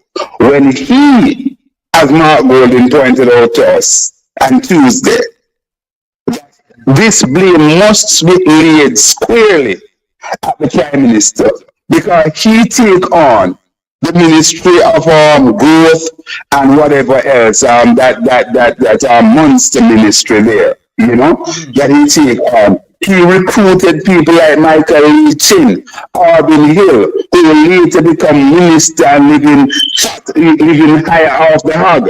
Because that is what Arbin Hill does at all time. You know, he always seek opportunity to live higher off the hog. We know what happened with the divestment of the sugar company and so on, where he made millions out of that.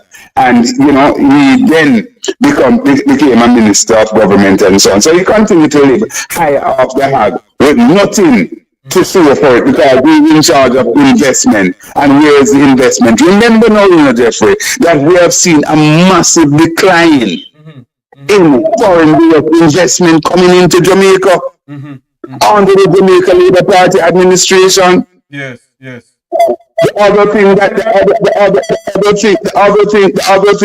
Jeffrey, while the Prime Minister is talking, jumping at the beach and talking about crime and so on, the numbers shows that when you average Andrew Holness 9 years, it's over in at almost 1,300 Jamaicans per year being murdered. And the man who don't want to tag the murder to PJ Patterson, we are saddened that we're talking about 900 Jamaican lost their life to murder. But since we are talking about figures, we have to be honest. On the wholeness, much more people murdered than PJ Patterson. When you look at the average, he's there 9 years. PJ was there for 14. We talk about building Jamaica. PJ built 17 new schools within his last term as Prime Minister. Andrew Holness administration for 9 years not built one new school. Those are the hardcore facts. As we're in Conrad, the Prime Minister made an announcement in the Parliament today also, this afternoon, that certificates of fitness for cars. New motor vehicles will be issued for 5 years. In other words, certificate of fitness for new cars will be issued for 5 years. Used car, 10 years. And for vehicles older than 10 years, it will remain the same. So this is the only thing he can give to the bus and taxi operators. He can't say, okay, the government owns some money, so we can pay on the back.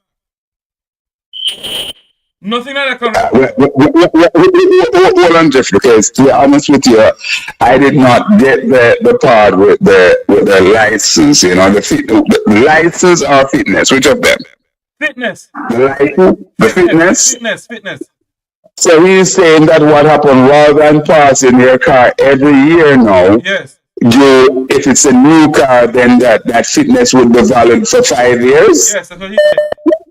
And cars that are 10 years and under, how that would go?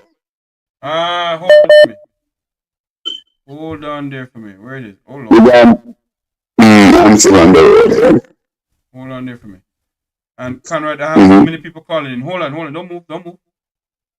Yes. So we are on one of the number one program and in this space. Make we talk, hosted by the man himself, Jeffrey Tavares. Here's the Conrad. For new vehicles, the certificate of fitness will be issued for 5 years. For used vehicles 10 years old or less for 3 years. So the certificate of fitness for 3 years. For 3 years, okay. For vehicles older than 10 years, it remains every year. It remains the same. Renewal remain the same. Well, let me say something. And that now, again, I'm trying to get some clarity. So it would be the same amount of money that you pay now. I don't see the money figure there. Because that is important. Is it that we would pay? You would pay. So, for example, now, your license car, it's how much again? It's 13. Well, I think it's roughly $13,000 for the year now. To license for the year. Yes. So, is it that you would say a car that is 10 years and under, right? You would now ask to pay 3 times, that would be what, 13, that would be $39,000? I don't know, maybe. Well, that's something that we need. I need to get a little bit more detail on that. But in the suggestion, the idea probably is not so bad, because what happened, the truth is that unless you really have a major accident with say a new car, you know, a new car tend to really take you up to that 5-year threshold, and cars that are 10 years and under, you know, especially those cars that are coming in straight out of Japan, and so they're coming. As a matter of fact, sometimes you know that seems to be very brand new. As my friend who lives in Japan, he told me, he said, listen, one of the reasons why the cars that come into Japan are so clean and they have the parts are intact is because of the road surface in Japan. You see, the road surface in Japan is absolutely. You Nigel talk about carpet some time ago. Yeah. At Japan, him say you need to come see carpet road, and it's not something that they do today and tomorrow. It is in disrepair. So you move from pothole to pot bump. Yes. Conrad, I wanted to wrap up in 2 minutes, because I'm going to see if I can get a hold of Mr. Edgerton Newman, who's the president of the Transport Operators Development Sustainable Services, for him to give us his comment on what the Prime Minister said about the certificate of fitness. I want to give it 2 minutes to wrap up. Well, all in all, Jeffrey, I really and truly I was impressed with the Prime Minister's presentation. I have not seen any major growth strategy laid out by the Prime Minister and so on. And remember now that the Prime Minister basically talked about what is to come. You know, we are going to do this. The fact is that the Prime Minister is there for 9 going 10 years. Mm-hmm. Therefore, for him to come now and say we are going to do this and we are going to do that, he should be reading out a report card where Jamaican people, Jamaican lives are truly better off. Yes. The fact is that the Jamaican people are worse off now than 10 years ago. Indeed. Indeed. Just use a basic situation, Jeffrey, it's quite instructive. The Prime Minister should have gone to the Parliament this afternoon again with a basket, and one of the first things that he should take up, I'll give an example of, is chicken. The fact of the matter is that when he took office, chicken was about $100 per pound. Today, chicken is hovering at about $400 per pound, an increase of way over 300%. And when you look at it's a basic protein that most Jamaicans are all Jamaican use. And when you look at that, when you look at the minimum wage, if you look at the minimum wage, let's say 15,000, and you say that the minimum wage gone up by 150%. So you see the dilemma there, Jeffrey. Indeed. The basic protein gone up by 200%, while minimum wage by 150%. All right, Jeffrey, I'll be listening. I'll be relaxing and listening to your callers. Thank you. All right? Good. All the best. Take care. We're going to see if we can get a hold of Mr. Edgerton Newman, who is the president of the Transport Operators Development Sustainable Services, TADS, to speak to us on the issue of the service tickets that the Prime Minister spoke about in the Parliament. I'm going to call Mr. Newman now. You know, we need to hear what Mr. Newman, welcome to the program, sir. Thank you for having me, Jeffrey. How are you, man? I'm doing good, Mr. Newman. Your views on what the Prime Minister said in the Parliament about certificate of fitness? Jeffrey, let me tell you, let me be very upfront and straight to you. The government, the Prime Minister did not say one word in my hearing about the public transport sector. Yes. If I did not hear, because I was in church for part of the day, and the longest presentation I've heard from a Prime Minister in Jamaica, and so I missed portion of it. But he did not. He spoke about certificate of fitness for motor vehicles. Certificate of fitness for transport operators is, of course, twice per year. Yes. He did not mention that. He mentioned about motor vehicles. So we are wondering if we are caught in that loop, because I would not agree with it. What we've been asking for many years now is once per year certificate of fitness, because we know the condition of the roads and wear and tear, and we wouldn't mind having a 1 year registration, right? But to have it every 5 years, every 3 years, depends on the age of the vehicle, I am not seeing that. That is why I call yesterday a meeting for Sunday afternoon with transport operators to look at the two presentations, one from the opposition leader and one from the Prime Minister, and to look at if there's anything there for the public transport sector. Because I have not seen it, but coming back to the whole issue of the certificate of fitness for motor vehicles, I don't see where the name public PPV was mentioned. This I can't speak in totality and be strong about it. But as I said to you, that we would prefer one time per year rather than once every 3 years, as the case may be. Mr. Newman, I want to ask you this question though, Mr. Newman. You are part of the transport sector for many years. Yes. And the platform today, they spoke about taxi operators who don't have anywhere to park. There's a certain taxi. What's the name of it again? Remind me. You mean of what? Which taxi? The taxi association. The Acne taxi. They're getting on the Acne carriage. Yes. Acne carriage. Your views on that? Yes, why is it that the transport ministers hasn't given a concrete plan or a concrete answer pertaining to the Acne Carriage Association? Well, it's a long story, Jeffrey, and I want to just condense it to say this. Yes. We expect the government, who has accepted a recommendation to move into some routes in the KMTR instead of having Hackney Carriage, the 7,000 Hackney Carriage all over the place, up and down, and they're operating against the license. the condition of your license. We have requested some 27 routes. We have got 11 already, and we expect some more. But the main point, Jeffrey, is that we cannot find parking space for these operations because by law, to have a route taxi, a route in the county or anywhere across Jamaica, they must have parking facilities. There is one in Kingston. Kingston was that built where it has not been in a position to provide parking facilities for PPVs. Halfway Trees is one such area. We are unable to find parking facilities. You were there at the beginning, we were discussing a particular area in Halfway Tree. We have not received that. We see some little lane and space, like the lane beside the Mandela Park, at Spencer James, and maybe one or two other areas. Those cannot hold the over 4,000 taxi to the time within the Halfway Tree space.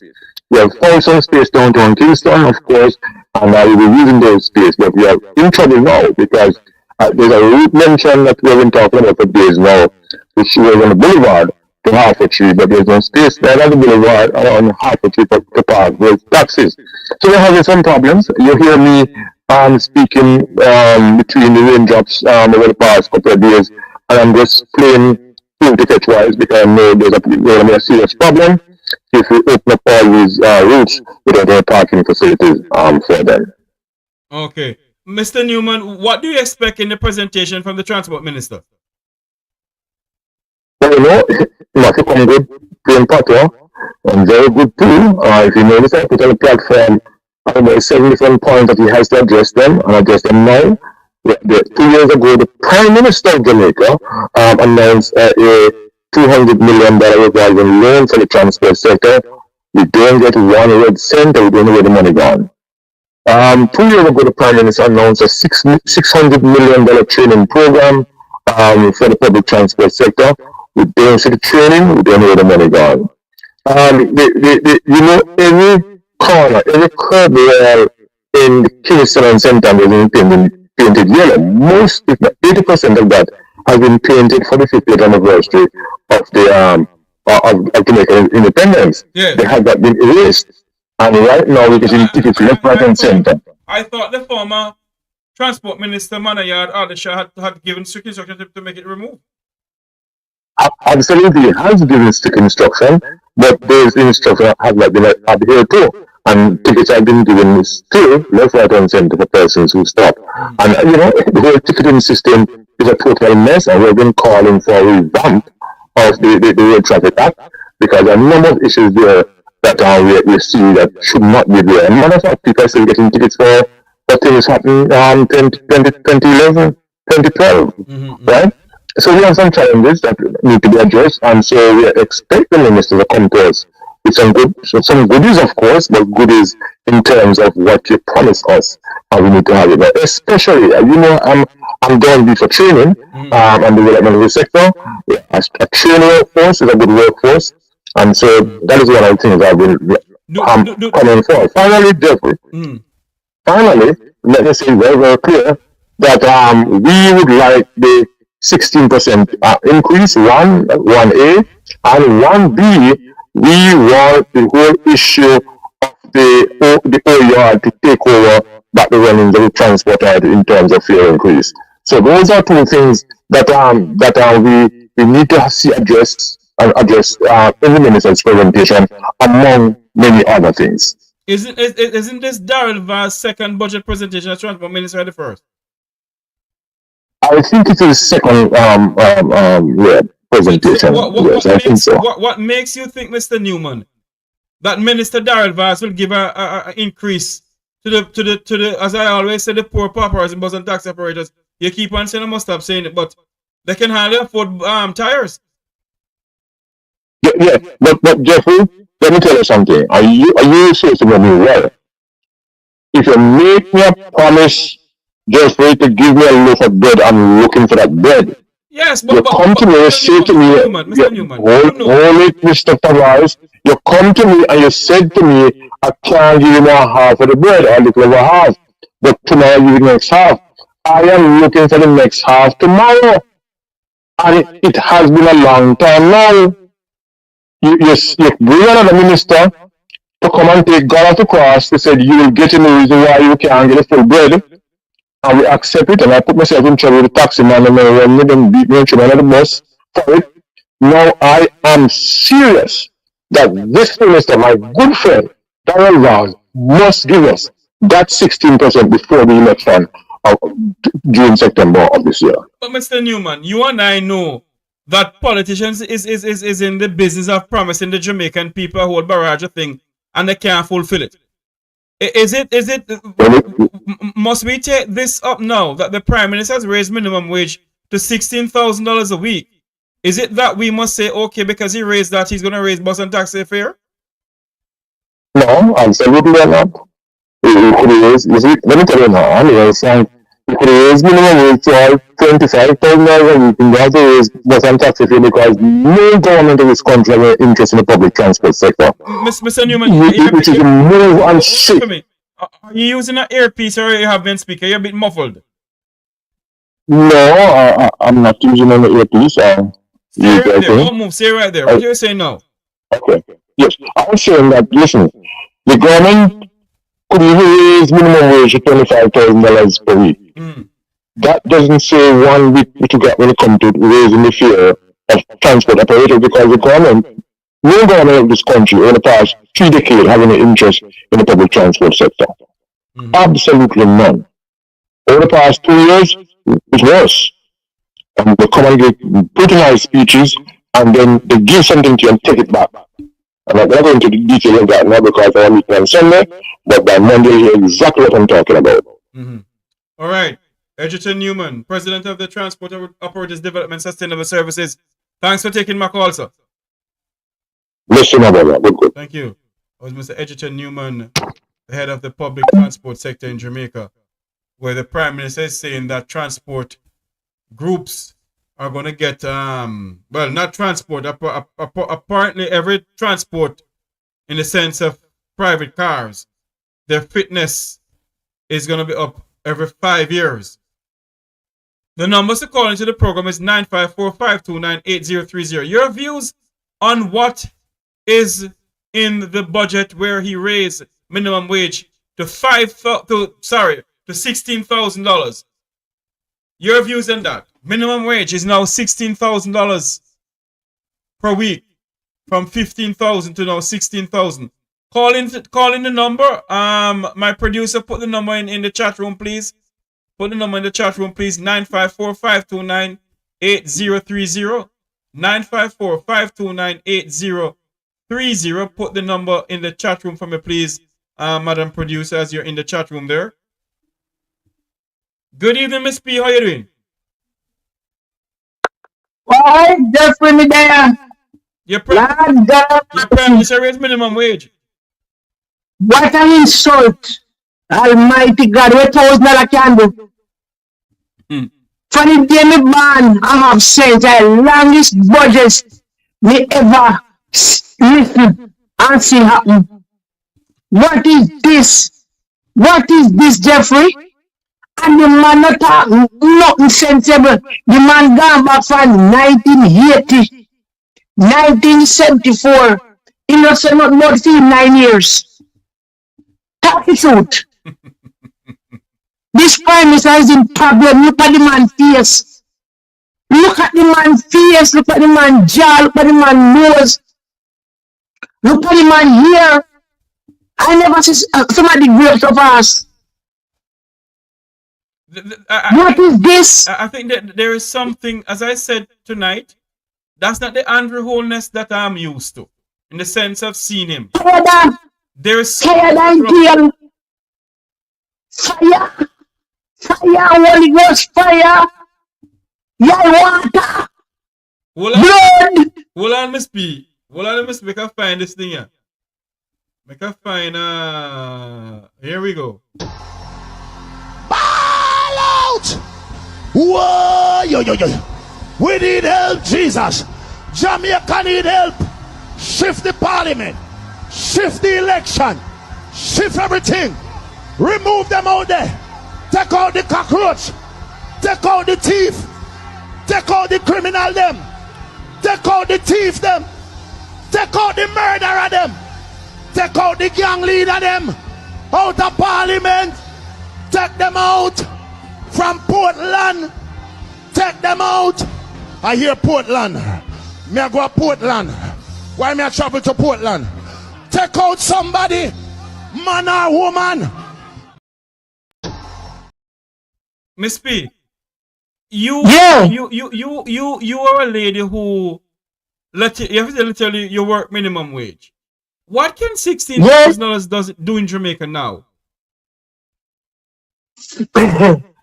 Jeffrey, yes. If you come to Jamaica right now, I'm say the year money, me know like $1,600. $16,000. Yeah. If it's way.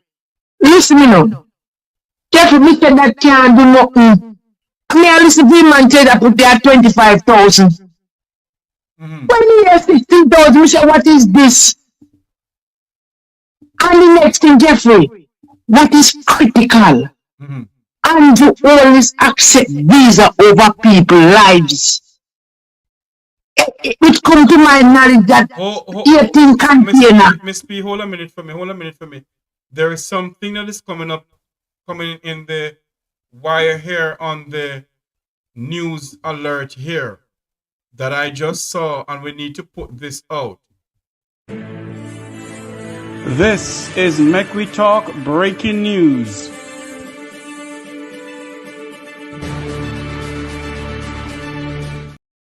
An item of news just coming in. The Supreme Court has granted an injunction blocking the Portmore Parish law from taking effect. Amen. Chief Justice Brian Syke granted the order on Thursday. The opposition People's National Party claimed the law is unconstitutional. That's news just coming into a news center. The Supreme Court of Jamaica has granted an injunction barring the Jamaica Labour Party from granting Portmore as a parish. Chief Justice Brian Sykes has granted the order on Thursday. This was brought to the court by the People's National Party. That's news coming into a news center that the Supreme Court of Jamaica has granted an injunction barring Portmore to become a parish by the Jamaica Labour Party administration. Chief Justice of Jamaica, Mr. Brian Sykes, granted the order on Thursday. That's news coming into a news center that the Supreme Court has put an injunction against the Jamaica Labour Party, preventing them to let Portmore become the 15th parishes of Jamaica. This is Make We Talk breaking news. There you have it, the Supreme Court of Jamaica. One moment, Miss P. The Supreme Court of Jamaica has granted an injunction blocking the Portmore Parish law from taking effect. Chief Justice Brian Sykes granted the order on Thursday. The opposition People's National Party has brought this before the court and said it is unconstitutional. The injunction will run until March 28. Whoa. The injunction will run from today, Thursday, to March 28, 2025. I think they have to go back to court with this. But for the time being, the Supreme Court of Jamaica has granted an injunction barring the Jamaica Labour Party to let Portmore become the 15th parish of Jamaica. The injunction will run until March 28, 2025. Miss P, welcome back to the program. Yes. Lord have mercy. Jamaica mash up. But we are on the brink of reviving. And you always, whatever you do, this is a luxury of money. When you not get money clean, you see the effect of it, sir? Use not yourself, use not the anti-owners where people know. You're not happy, but there's help. Just confess your sin, and God will help you go through it. Prepare for go to prison, and make a plea deal. Just answer the charge and if you forget out today, they will give 50. Because there's nothing can help you. You go in India for your man, he can help you. Because the cry of the people is upon you. The mothers cry, the young baby then cry, the children cry, Reverend Moore cry, Reverend Moore cry, Barbara Gill cry. They're up on you, and all the mystery just take them, and it this and it that. The young man never the police them a walk and slaughter. Don't you what they slaughter one in front of mama. Oh Almighty God, as a mother, how would I bear that? How would I bear that?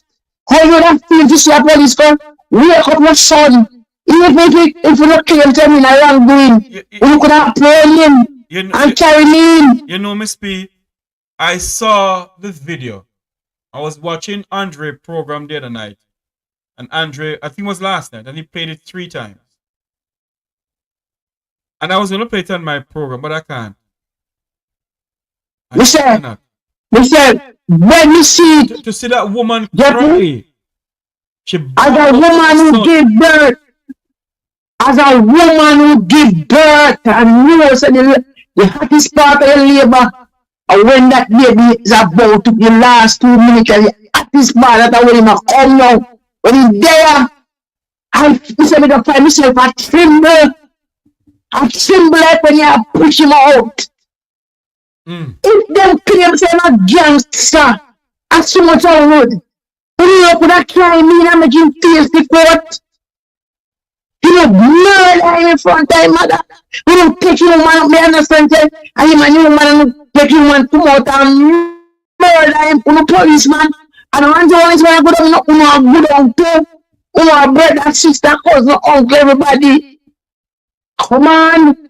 See, Andrew one is there, he got to show up upon him, the ripple effect upon him. Two man born in a house of parliament with people, BF. Rubbish if you counteract, market you nothing, rubbish, nothing sensible, pay promise. You might read a 5 paper and make mistake. Rubbish. And when you don't talk, it might still on. And you hear them and say, I do my best. You do your best. I still think when you man Nigel Clark when they go and debate there. That done it, man. That done it. That have done it. You're lying tongue.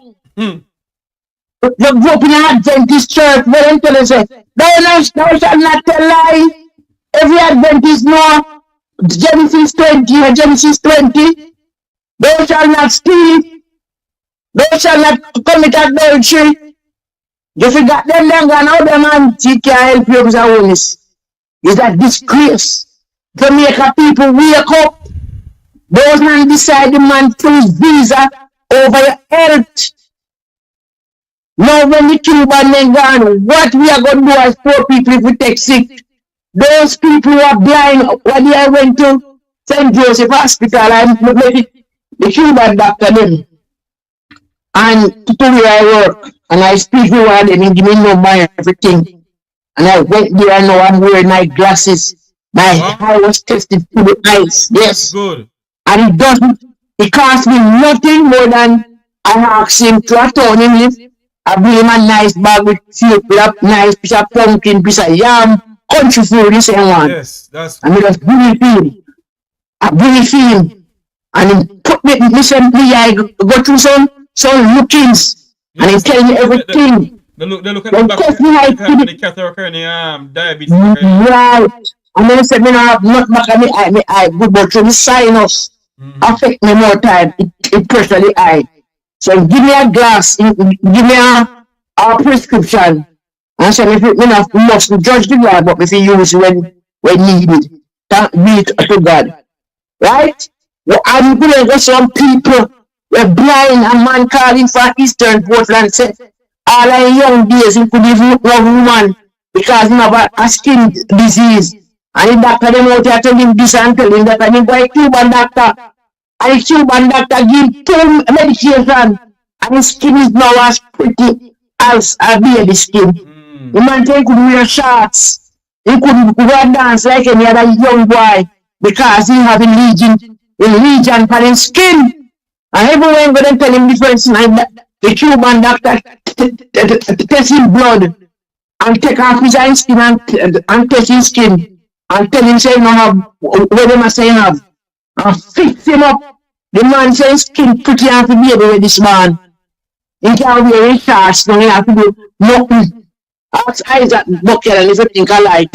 I believe you. And no one say many people, yeah, you have Isaac knowing. And you come back and show him a sharing glory with me like how me can share what me eye. And we see people down the way are blind. What happened to those people? What we will take care of them and do all this? We will take care of them now they can't afford it. They can't. God have grace. What is this? But Jeffrey, yes, Miss B. we serve a house. We serve a house of God. We look who sit high and look down low. Because when them things everything done, I've got to turn around for me now. Mother nature turn around for me now. And you will stand and tickle. Knock on, I go be your bed. Pick up my hands, I go be your pillar. We atrocity. We're able to this country and the people, especially the poorer class of people. Yes, and you come with the insulting shit. I put $1,000 for $15,000. What that can do? And I can talk about motor vehicle 5 year, no pay no fitness and nobody know why you promises. You give 100 promises and no fit. Oh, well, Jeffrey, are you back to our next caller? All right, Miss B, thanks for calling in. Well, Gloria and people, those full strength Jamaican, full strength prayer.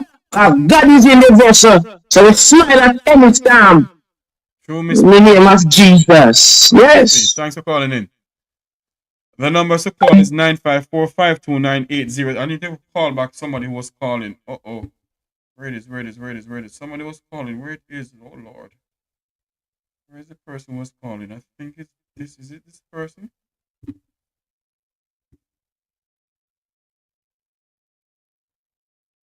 Let me call back this person here. If you're just joining us, the news is that the Supreme Court has blocked the injunction. Good afternoon, good night. Sorry about that caller. Welcome back to the program. Yes, Jeffrey, just a couple of minutes ago, I heard you said something about the taxi drivers and the thing that the Prime Minister announced today. And I heard you said why not give them that money that they owe, the government owe them, maybe the government owe them, you said? That's one of the problems in Jamaica, Jeffrey, too much free money.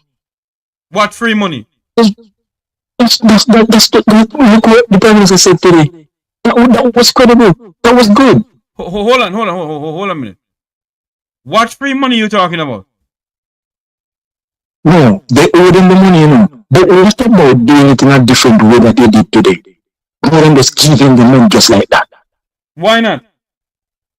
Why not? That's a physical responsibility that the government running from. Let me ask you a question, sir.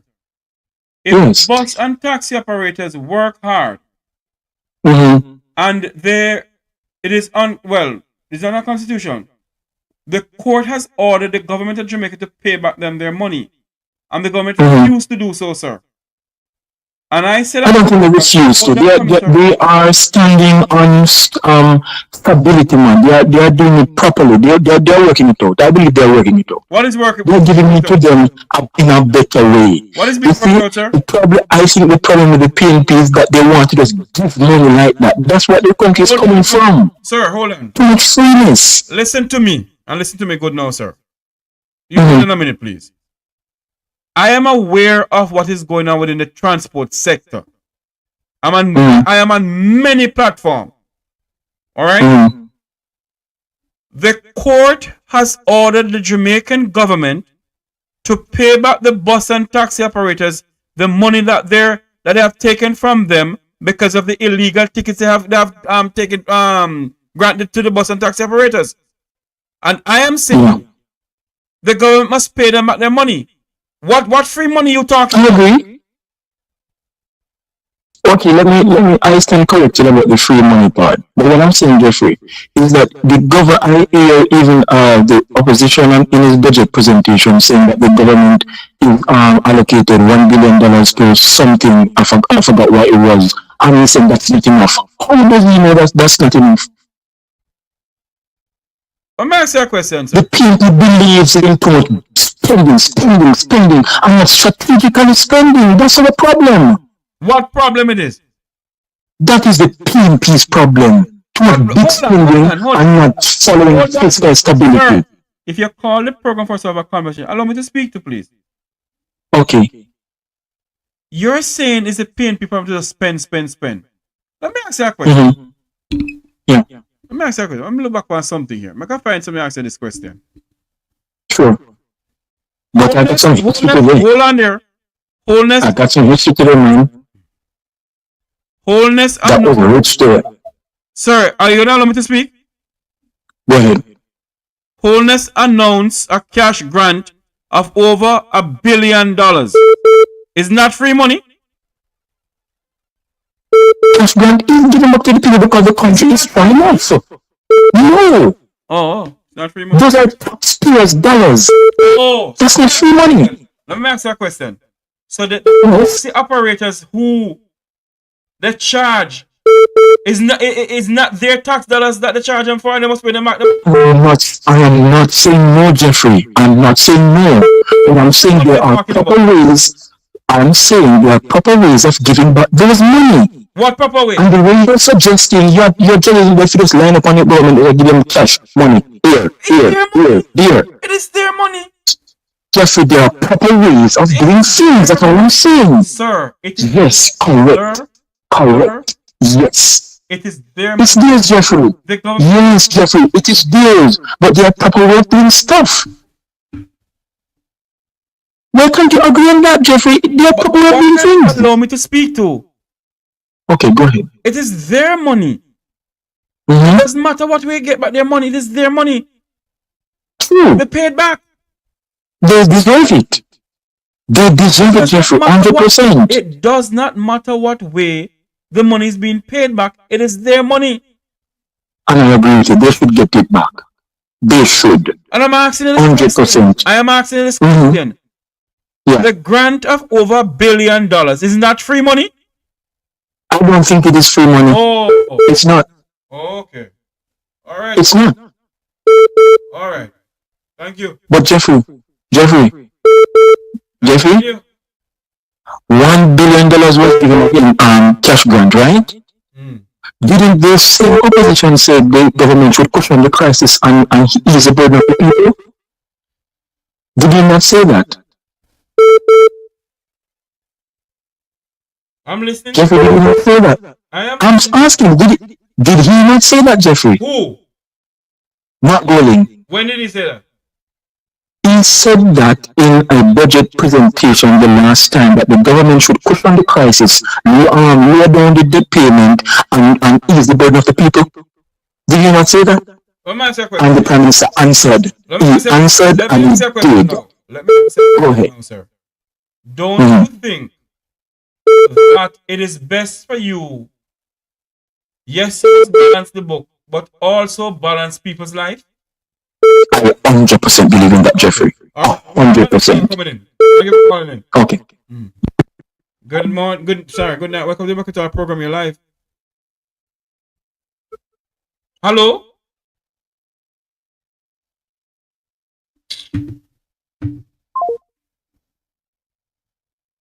The number to call is 954-529-8030. 954-529-8030. Good night. Welcome to our program, Your Life. Good night, Mr. Jeffrey. Good night, ma'am. How are you doing? I am fine. I'm just listening to that man. He seems to be one of the enablers, and I won't be surprised if he's calling from. He's calling one of the parliamentarians. No. Don't go down that road. Everybody's entitled to their own opinion, ma'am. I know. Anyway, I just heard the breaking news thing. And I'm wondering if... Hello? I'm hearing him, ma'am. Go ahead. I'm saying I just heard you with the breaking news from Chief Justice side, Yes. and I'm wondering if such man didn't hear all that news before he started his presentation. Maybe that's why he was so grumpy today. No, man, I don't think he has heard it. I think it came out a bit late, so I don't think he had heard it. Okay. But maybe they inform him he's the chief. Pardon? They have their own lawyers on the case, so maybe they did. Yeah, he was really, really grumpy today. But you know what? When you sleep with whatever you rise with, please, so let it be. Okay, ma'am. Thanks for calling in. So Jamaica, then they will get him the Jezebel spirit in that time. Okay. Bye. The number to call is 954-529-8030. Somebody was calling a while ago. Can you call back now, please? 954-529-8030. Let me see something here. This person been calling 3 times now. They can call back.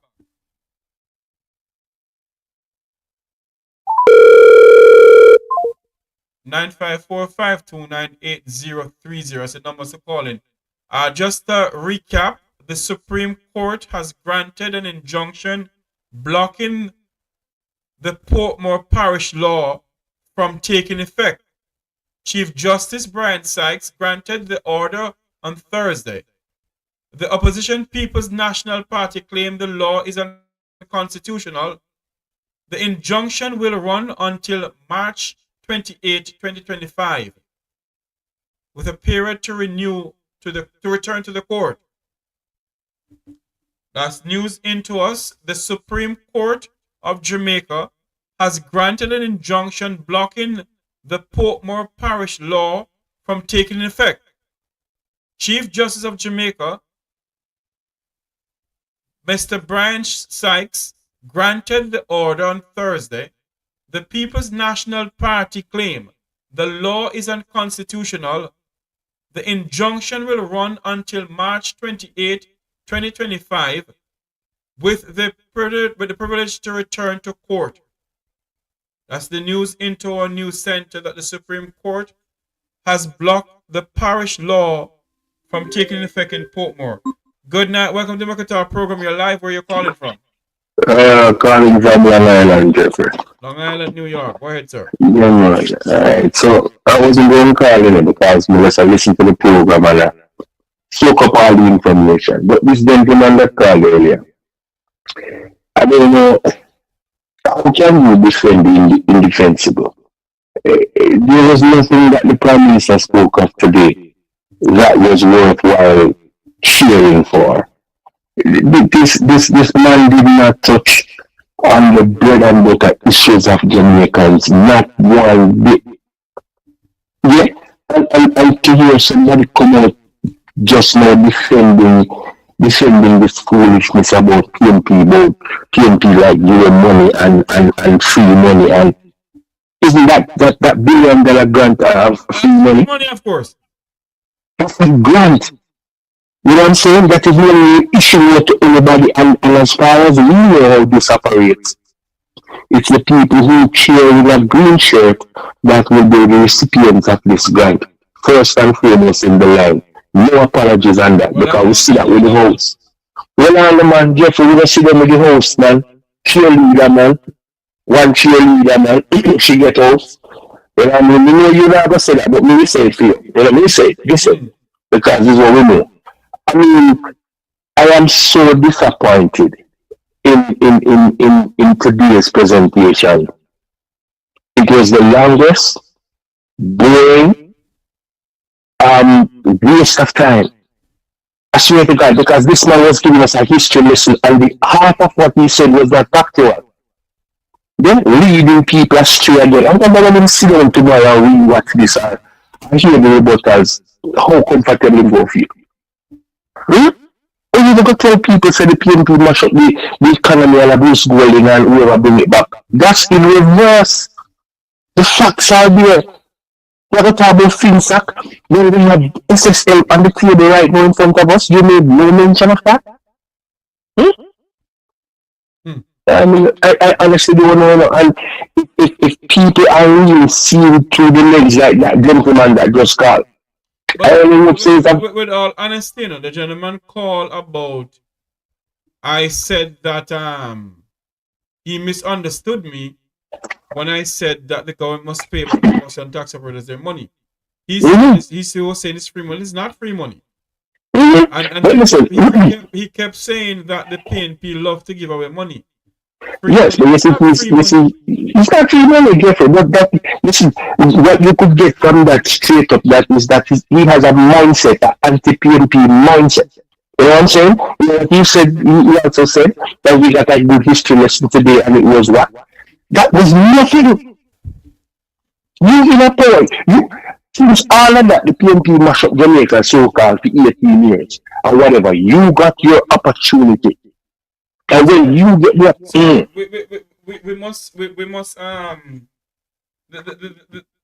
we must call a spade a spade. Yeah. Two political parties has done some good and some damage to the people. That is true. That is true. I am not going against that grain. And all I am saying, that to cut you off. Hold on for me. And if the people of Jamaica who call themselves die-hearted could really get up and say, it's true. Both of them has done some bad and some good to this country. We will not do so. What we do is we say that one party do this and one party do that. My honest opinion is this, and I know maybe people won't come back on my program and some people will call and say, Jeffrey, I shouldn't say that. That's my honest opinion.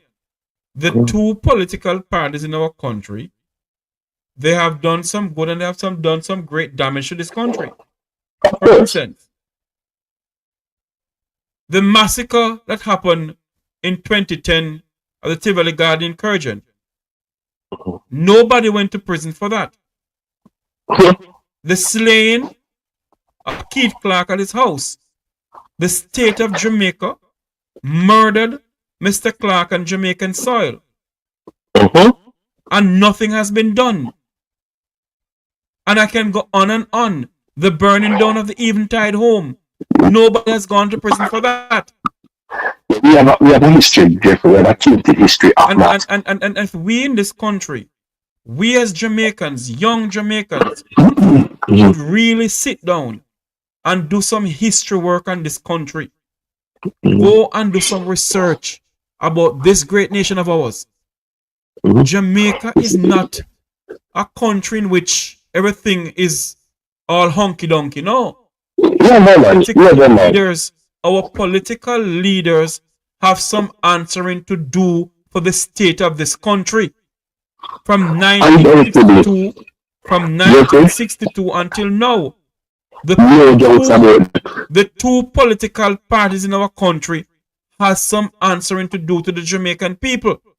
Listen, no doubt about that, And my point to this is, I keep, we always discuss and say that I will keep making reference to the past. Yes, we have to make reference to the past. But my point before you came in was to say that this government got 9 years. They came in on the premise that the government before them was corrupted and not doing well. So you're coming, people gave you an opportunity. Now you got an opportunity. And the opportunity that you got was so good in terms of economics that you said you were going to do 5 and 4. Yeah? Now where we are. And now you're trying to tell me that you're going to blame somebody else or the past for your mismanagement and appropriation of where we are today. I don't think so. And I mean, full time, like I said, we need to call a spade a spade. Don't come tell me today, 2025, about what was done 2010, 2015. This is 2025, and you had an opportunity twice to do. So if we should give this government a passing ticket on this, and then the next government come in and do the same BS, I will say pat him on him back because the other government did. No, you were giving the monkey because you said you would have done better. So, we just have to do that. This back and forth, We won't work. We have to work with the best that is on the table, and I think that Mr. Golden deserves it because, in all fairness, he has walked the walk, made the talk, and he has made the walk thus far.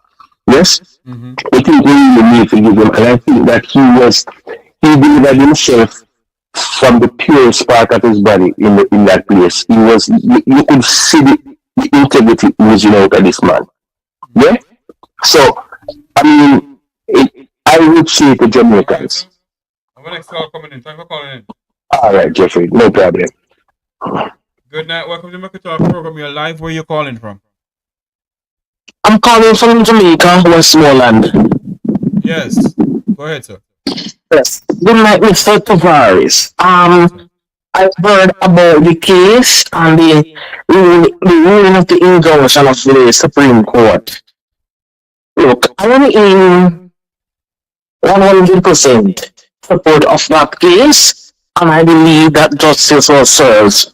But my understanding. Hold on. I am a bit confused. What are you talking about? You're talking about the Chief Justice injunction against the Portmore Parish law? Yes, that is what I'm talking about. Okay, go ahead. Yes, I have confidence in the court of but I was a little because it is temporarily blocked, right? But I know that it was going to be rocking up because this government is always operate. Let me go say this. The Prime Minister of this country is operating in an illegal manner. He came to Parliament with this illegal bill, and today in his speech, the newly Parish of Portmore. First of all, let me correct the Prime Minister.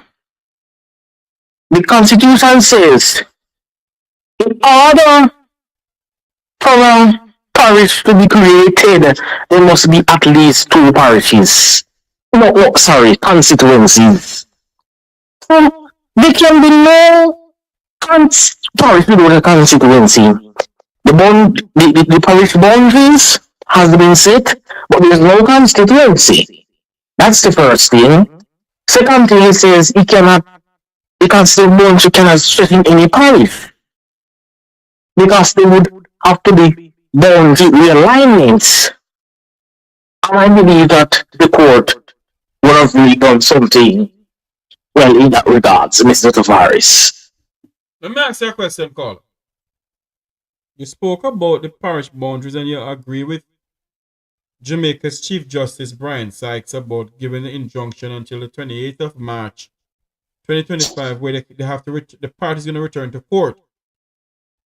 The Prime Minister spoke about in his budget presentation, which of it I think this presentation by this Prime Minister is the longest in the Jamaica's history. Yes. Longest presentation in the history of this country.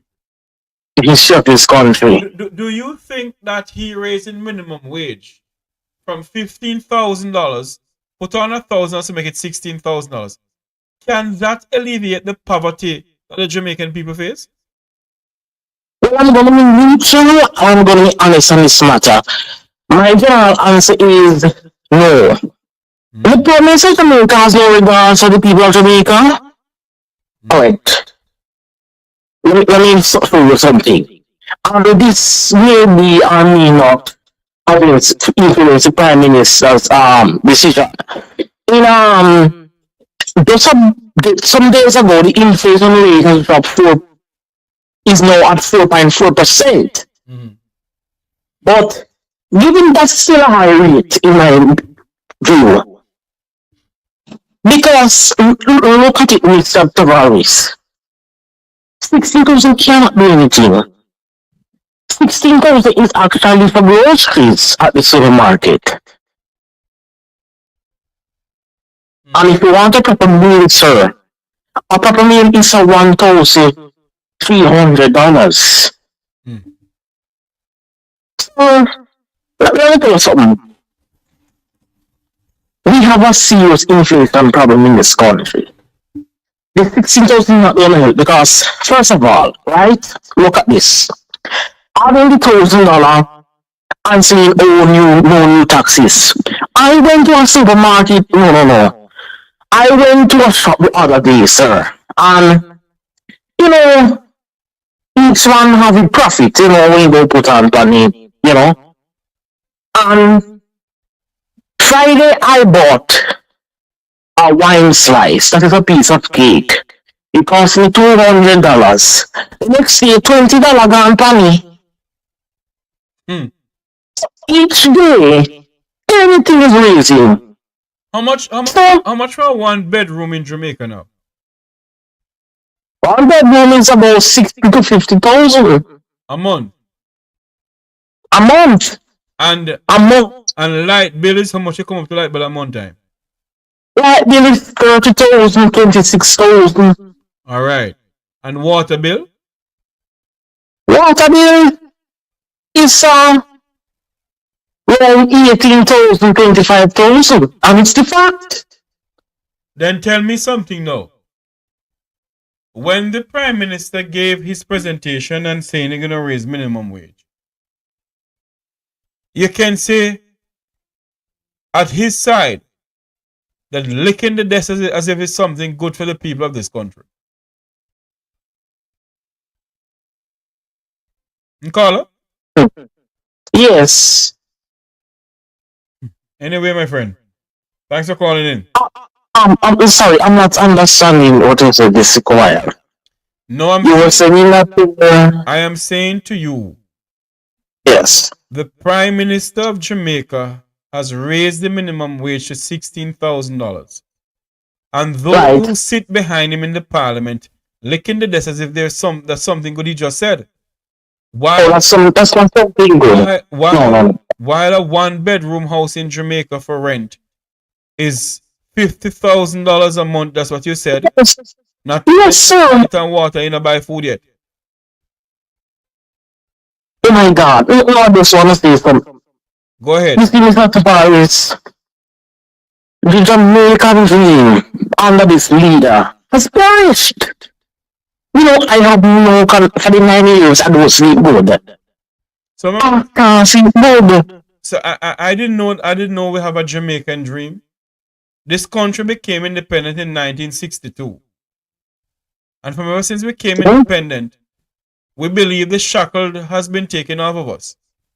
The shackle is on us because the leaders that we elect in this country continue putting shackles on the Jamaican people.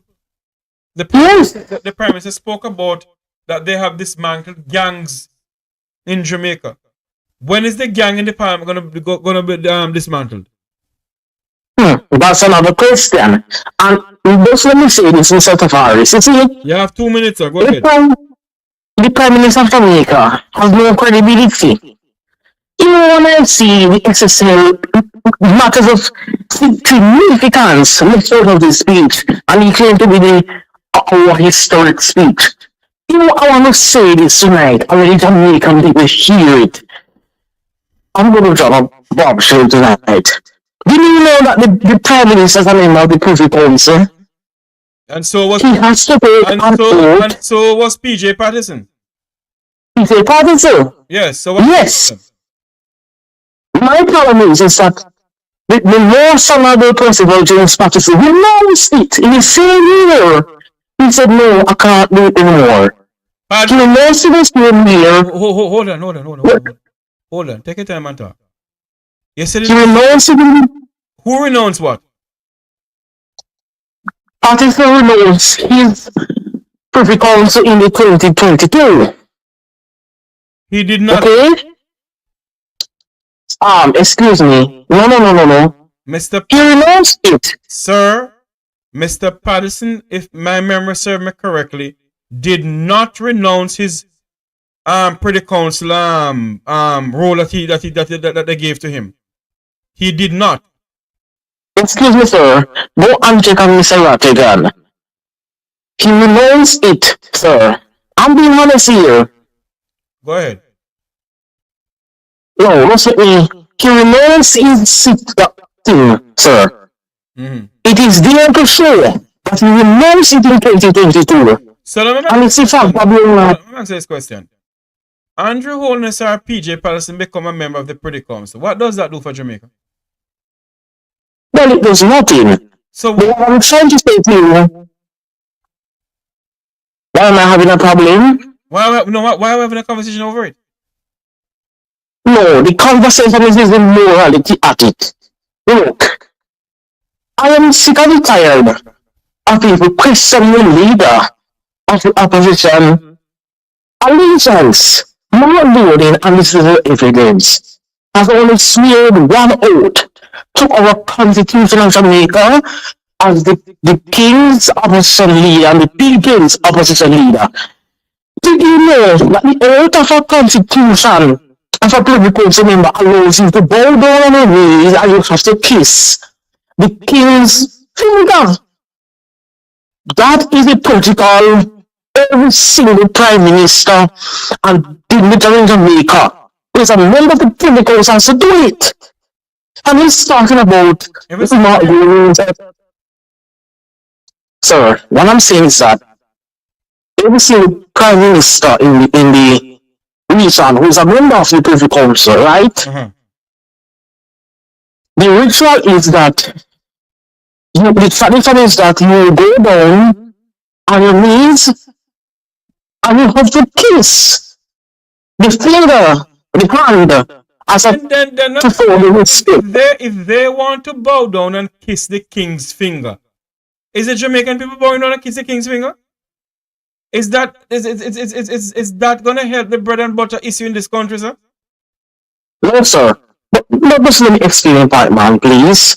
My point is that I don't trust this prime minister. He's not an allegiance to Jamaica. You can't be a member of the Privy Council and Jamaica become a republic. And he must step down on the Privy Council at once. When Mr. Patterson was in power, sir, he was talking about Jamaica's leaving the monarch. Was he still a member of the Privy Council, sir? Yes, sir. Okay. But no. Excuse me. The question again, sir. Whether they are members of the Privy Council, yes or no, is it helping Jamaica's bread and butter issue? No, sir. Okay. But what I'm saying is, no, please give me a second. Let me tell you. What I'm saying is that in 1995, look, I'm being neutral here, you know. I'm not on a side or I'm just speaking the facts. Prime Minister Patterson in 1990, I hope he listened to the Jamaica Labour Party refused to sign the report. What? And it went on out. You're all over the place. What report are you talking about? The report is talking about is a constitutional reform committee as in the 1990s. Discussion. That is the report the JLP refused. And they speak about it in the symposium. And I know for a fact, because I was around that time.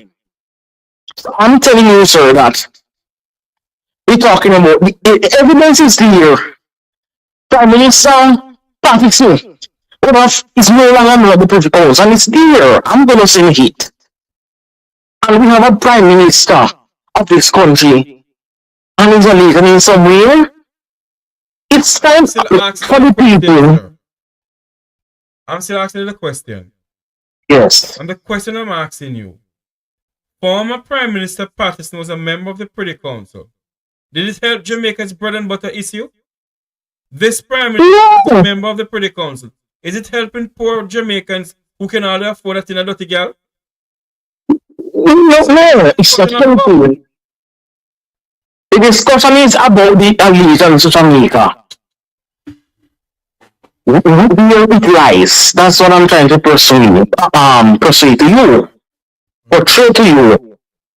So wait a minute. And again, I realize in this speech, and this is the final thing I'm going to say before I leave the program tonight. Look, I am a neutral and I have a right to speak. So, it is a right of freedom of speech. So yes. So what I'm saying is that this Prime Minister is an anti-democratic Prime Minister. I listened to his speech today. Very keenly and carefully. And the way it is talking about at the final part, he said Jamaica will decide this year. Choose Jamaica. This Prime Minister, if he can support a bill that is unconstitutional, how many breaches of constitution? He has no intent to call the election of this country. And the people of Jamaica must demand free and fair elections. We must be vigilant and we must have a choice to choose. The Prime Minister is speaking as if he is not in an election here and he's hesitant. This is my opinion because I know for a fact he knows we're in an election here and he's saying, oh, we're gonna roll out the program September. September is a due date for the election. And the spirit that he is giving me is an anti-democratic spirit. Mark my words tonight, you know. Jamaica is in a stimulus. You say the spirit is an anti-democratic spirit? Yes. What kind of spirit you talking about?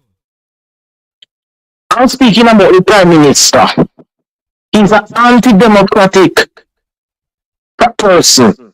But you said the spirit. Which spirit you talking about? You're talking about J. Ren's nephew? No. I'm talking about his spirit, his, persona. His talk. Oh, I thought you were talking about the drunk roar of the J. Ren's nephew. No, sir. J. Ren, you know the whites? Yes. What is not that I'm talking about, Mr. Parish? But what I'm saying is, I'm not my words tonight. What is it now? The 20th day of March 2025. This is an anti-democratic Prime Minister, and I don't want anybody to laugh. If he can breach the Constitution, and this is bottom deal called Portmore Parish, Mr. Travis, you don't know what this bill is doing now. I want the Jamaican people to understand. This bill is removing a democratic elected mayor of the people. It will remove the mayor of Spanish Stone and put in place. Let me ask you a question, sir. What are you doing to mobilize other people to say to them, say, hey, what the Prime Minister is doing is wrong? Are you mobilizing people about this? Yes. We're mobilizing people about it. We are mobilizing people. When they have a mobilization and they have a meeting, what do you talk about at the meeting? Well, we talk about a protest. We want to do a protest at the parliament, but the permit is a problem. Because what they did to Mr. I don't remember his Joseph Patterson is outrageous. It is not outrageous, sir. Mr. Patterson did not, and he said it on this program, Mr. Joseph Patterson at the UIC did not see it fit to ask for a permit to demonstrate. Regardless of what, hold on for me, sir. Regardless of what, this country is governed by the rule of law. And if we want, it is your right to demonstrate. It is also the law for you to get a permit. And he didn't ask for one. He said that he doesn't see it fit to get one. Yes. And that's not right. Well, and that is why sometimes you have the law come down on us, because we can't use might to fight right. Excuse me, sir. I don't know if you hear yourself. If Manuel Malone some of that would be here today. Pardon me? If our national heroes didn't breach the rule of law, would be here today? I agree that we would not be here today, sir. But the fact of the matter is, sir, for us to have a peaceful election, a peaceful demonstration, if they say that we must ask for a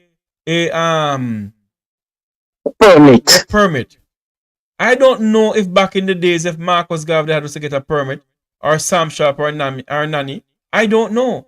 But in today's modern Jamaica, you have to get a permit to demonstrate.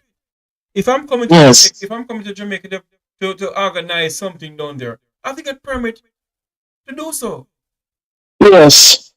But I believe that the law is misinterpreted. Oh. If there's freedom of speech in the Charters of Right, why is it that these permits are so limited? It is a violent protest. And what Joseph, he was protesting about something peaceful. So but they decided. hold on there. In other words, you don't think Mr. Parish should have gotten No, that's my opinion. You don't think he should have gotten one? No. Oh. Mr. I'm not a violent person. But Norman Man, that's the man who was arrested, you know. Hold on. Hold on, sir. We're not going back to Norman Manley and Buster Manty. In the 21st century of Jamaica, as I said before, I do not know if back in the days they had us to get a permit. In this dying time and age, the rule of law must prevail, sir. Yes, those in authority has breached the rule of law in this country. But we as the people of this country, for the sake of for the sake of our right, and for them not to lock us up, we ask for a permit. Mr. Patterson did not ask for a permit, sir. Mr. Joseph Patterson believed that he can go out there and demonstrate, and that is it. It is right to do so. It is also your right to ask for a permit and wait until it's been granted. That's the rule of law, sir. I understand. But everybody, is different. But what I say is that I say we sold fewer favor. So, hold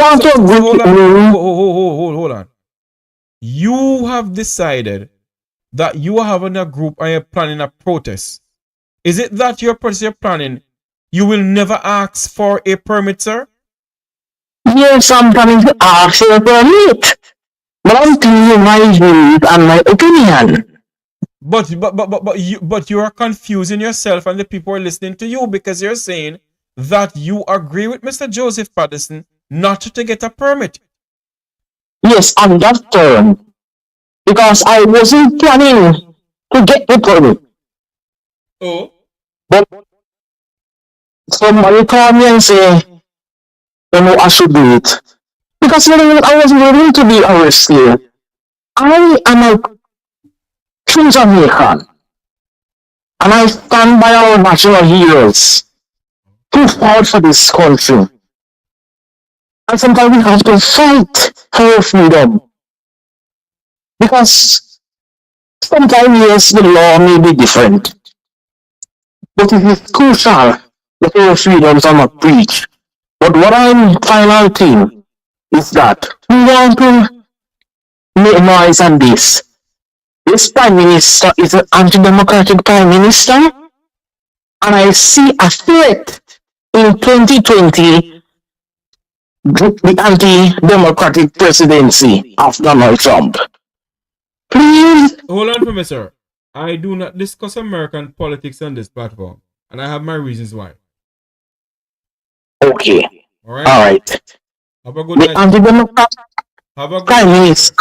good night, sir. It is. Sir, you have been on it for a little while. Thank you for calling in. Have a good night. Okay. Thank you. But I know you don't want to hear me, But even anti-democratic Prime. You have been on it for a while, and I allow you to speak. Don't tell me I don't want to hear you. Please don't do that. Don't do that. Let me say something on this platform.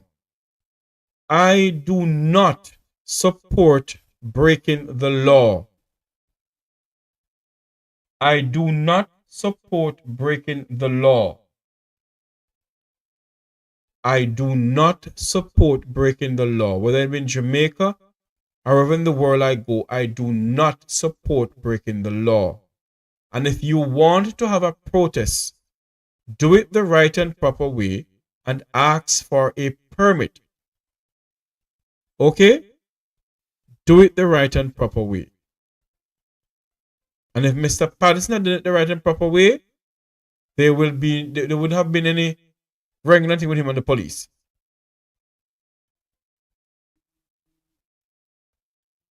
The fact of the matter is he may won the lawsuit, yes. On what grounds did he won the lawsuit? Can you tell us?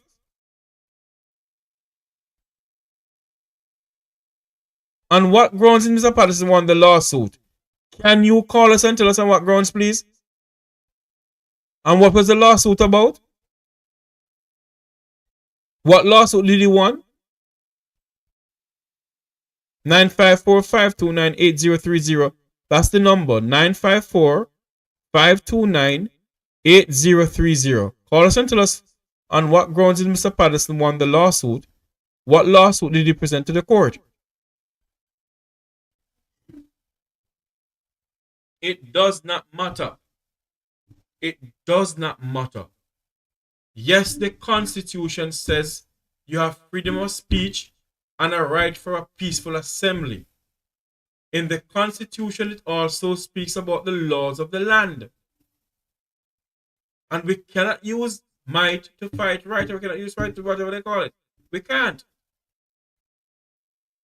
If we decide to have a protest against what is going on in our country, Jamaica, it is the right of us to go and ask for a permit.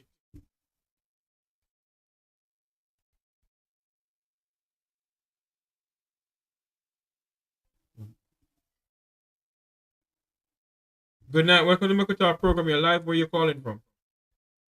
I'm calling from Toronto, Jeffrey. You were asking about the lawsuit? Yes, sir. Well, first of all, Jeffrey, respectfully, I do admire your program. Let me turn my TV off. Sorry about that. Yes, sir. Go ahead. I've watched you bashing Patterson, the personality. You don't go to his policies. It's always about Mr. Patterson. Okay? I have issue with Mr. Patterson myself. Hold on. Where you said I do not go to his policies? You normally bashing the personality, Jeffrey. I'm calling you out for that. But let me talk about the lawsuit. Hold on, sir. Let me talk about the lawsuit. That's what I'm gonna. Yeah. Sir, hold on. You said I'm bashing his personality. I'm not bashing his personality. I have been Jeffrey. Hold on for me, sir. I have been asking Mr. Patterson to come on this program, explain to the Jamaican people how many candidates he has in the upcoming general election. He has not done so. I asked him to come on this program and explain to us how many people he has in the local government election. He has not done so. I saw one lone individual, went to a polling station in St. Ann. I didn't see Mr. Patterson behind the person. I did not see Mr. Patterson behind the person. Guarding the Jeffrey. And if you're trying to lead the people of this country, then I believe what you need to do is to come and tell the people the plans you have for the people. Come out and tell us how many candidates you have. Don't come and tell us I must come and join your team and I can be a candidate. Don't do that. You have to come and talk to us. Go ahead. Jeffrey, trivial stuff. I'm calling you, brother. Trivial stuff. Okay. If you were watching UIC's social media, you'd have known that there were about 4 candidates. Anyone who is following UIC would have known that because that's public, Jeffrey. Okay, it was 4 candidates. So why is that Mr. Patterson can't come on other programs and talk about it? He said he keep on saying that the mainstream media won't allow him to. I have over 3-point-something million people view this channel. Both in Jamaica. Let me say this. Hold on, both in Jamaica and overseas. Why didn't he come on the platform and tell us about his candidates? Jeffrey, I admire you dearly, but let me say this. I have no horse in the race. I live in Canada. But I follow social media keenly, and I'm a student of politics, including Jamaican politics, all right? You don't know much about UIC, right? He might have his personal reasons for not coming on your program. Give it up. He doesn't have to come on your program. He doesn't have to, but go on other. I didn't call you to discuss Patterson. I'm calling you to discuss the court case. So here's what has happened. As you know, Mr. Patterson was arrested and that case went to court. From what I understand, from Addison himself and insiders, once the court decide to publish the result, Patterson will be victorious. I believe personally that the Jamaican court, to some extent, has been compromised. Because if the results were published as it should have been several months ago, the Jamaican people would be looking at that case differently. But you know, there's an election, so it's all about optics, all right? So that's what I'm saying. I might be wrong. All indication is he won the case. He won the case. So let me ask you a question. You believe that he should have never asked for a permit to demonstrate then? Jeffrey, let me say this. Question, sir. I'm going to answer you, sir. Many people in the diaspora was inspired by Patterson, My Body, My Choice. Do you know that in Canada, the federal government has been sued for pandemic trickery, lies and everything, and many court cases have been settled? But guess what? The mainstream media won't publish it. All right? Many people have been recalled who were fired by the city of Toronto to their jobs. And now the union and stuff going through compensation, due compensation. I answered you. I'm giving you context, Jeffrey. Context. I don't deal with the personality. I deal with context. You're accusing so me. When Patterson, when Patterson, you are accusing me. You are accusing me of being personal or personality or whatever. I am not. I am because you're stuck. You're like a stuck record on the same thing. I am just saying, sir, that if there's a law in a country that you must apply for a permit to demonstrate, then go ahead and apply for the permit. That's all I'm saying. Patterson was arrested. He took it all the way to the top court and won. Wait until the results. So what does that tell you? Who was doing the overkill, Patterson or the Jamaican government? So who was doing the overkill? I am asking the question. Do you believe that you should get a permit to demonstrate? Yes or no? Simple. I believe at this stage of discussing the budget. Have a good night. Well, that's okay, Jeffrey. I appreciate that. I appreciate that. Trivial stuff. Focus on real stuff.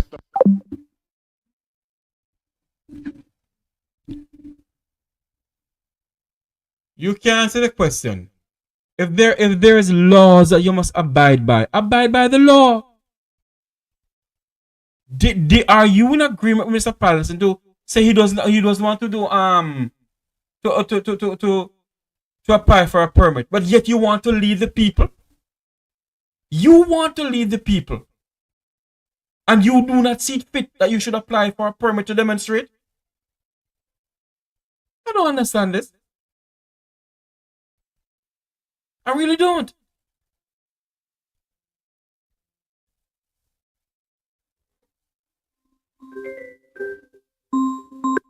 Welcome back to our program, Your Life. Hello, Jeffrey. It's me, Brown Show on the West Coast. Yes, the West Coast. What's going on? You know, these last two past callers ruffle my feather. Made up to turn off my rice before my burn it up. Because Jamaica is under serious issues. And part of it is because people here want to go in a pressure cooker because it's too hard. It's too hard. The whole elder them there is too hard. I heard you tell that gentleman a certain thing several times and he couldn't even answer your question. These are the kind of people that are upholding underworldness. Look at this. And in putting a pro-box government. Look at this, sir. Mr. Patterson has formed the UIC for many years. And you would have believed that the UIC would have garnered support in the country. All you can hear is about some financial issues going on within the UIC. It's none of my business. All right? What I am saying is this. That Mr. Patterson do not see fit to apply for a permit to demonstrate. Then you do not fit to lead anybody then, sir. Yes, so you have to have the standards. Yes, there is no exemption. There should be no exemption to the law. Even if it was Mark Golden, it would same apply for him too. You know, political leaders in this country has breached the constitution of this country against the Jamaican people. And if you decide that you want to rise up a team to lead your people, then you must be an example. And you must abide by the rule of law. That is true. The rule of law prevail. And if he took it all the way to Privy Council or wherever he took it to, why is it that nothing has been said about the case? I don't hear extra about it. I don't hear anything about call and tell me I'm being personal or whatever, but I'm not being personal. I'm just saying, you want to lead the people of this country, and you don't have one single person in the upcoming general election. You don't have nobody in local government election, and you can't answer the question I asked you about that. You know, Jeffrey, I've been watching your program, Wilson program, Andre program, Ratigan program, all these programs. Does Jamaica have a forensic unit? A forensic unit? Yes. A good question. I don't remember. Do they? Because you see, yes, they do. Is it up and active? Yeah, man, they do. So then, okay. Why they don't do a DNA sample of all the microphone in Parliament? All the microphone them around the Jamaica church then. Why they don't just do a swab?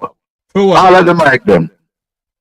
For what? Because some of them pastor here and them thinking about them that they are ball out, you know.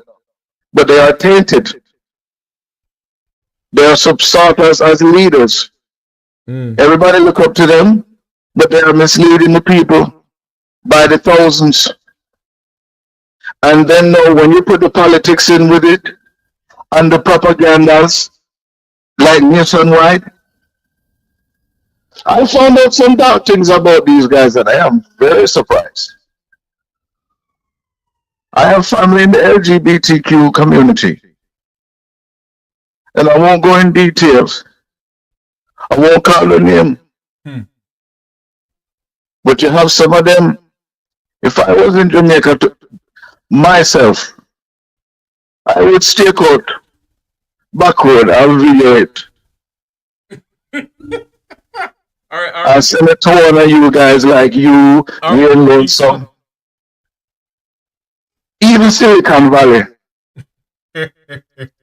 Anyway, because you know what? People in the diaspora, they have family all over, you know. I have family that is from Mexico. And some of the stories I hear from them, because some of them work in the hotel at Jamaica. When the Gully Queen money run out. You know, without giving out any information too much about me, which I know people know about me or whatever. I don't care anyway. When I was living in Jamaica, those who know me know where I was living. And those who know me know that, you know. Anyway, I used to see some things happen that honestly it amazes me. When you see some people up there, I would call them the people of the Vumba on the Vumba V. Yes. People come down and they're come out of their vehicle, and some people used to come out of the vehicle with them. You ask the question, did that person really doing those things? But guess what, Jeffrey? To add a little spice to that, right?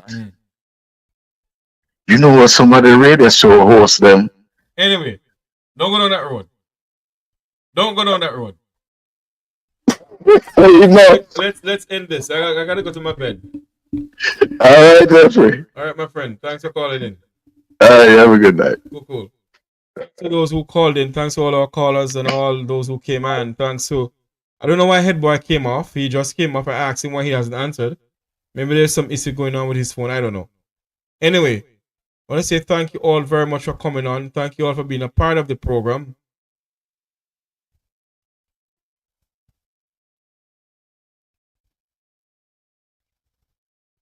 Well, if you want to unsubscribe to my program, still, thank you very much for coming on. No problem. Thank you all for coming on. Thank you all for being a part of this program. A lot of people won't agree with me, and I won't agree with a lot of people. But everybody is have their own freedom of speech, and you're entitled to your own you're entitled to your own opinion and so forth. So, you're here there with me. Thank you all for coming on. Thank you all for being a part of the program, and I will see you tomorrow, or I will see you on Monday. It all depends. Thank you all very much. Join with Federatigan on Monday for his program.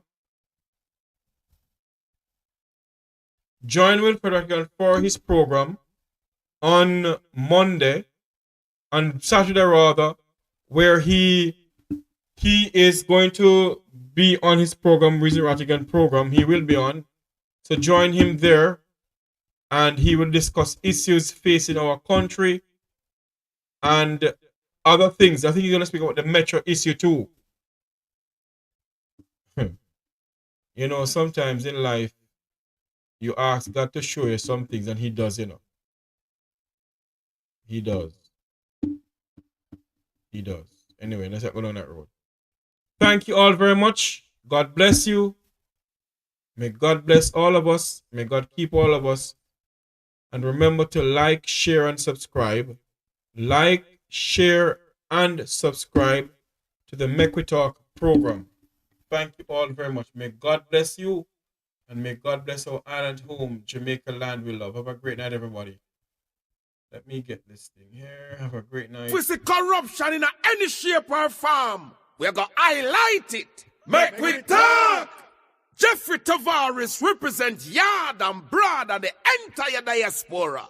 As long as it affects the life of our nation, uncover the truth, make we reason, make we talk. And we don't care about no vumva viva va, no upper echelon, nobody is not above the law. As long as it now help Jamaica, make we talk. Make we talk. Unity is strength. Make we reason. Make we talk. If we see corruption in any shape or form, we're going to highlight it. Make we talk.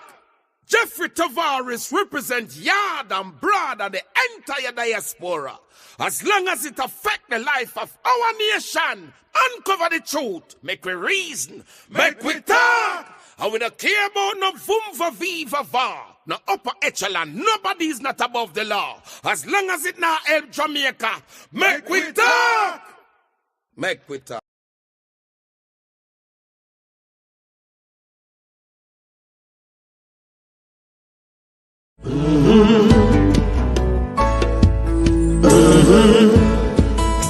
When the game gets rough and this life just seems so tough, make we talk, my people, make we talk. When this town becomes an ugly place, don't let it erase the smile from your face. Make we talk, people, make we talk. Conversation is the key, a guiding light for you and me. Spark a talk and you will see. Conflict solver A to Z. World leaders master the art of self-defense just by talk. So people, make we talk. Hey, we're living in a world that on ourselves we must depend.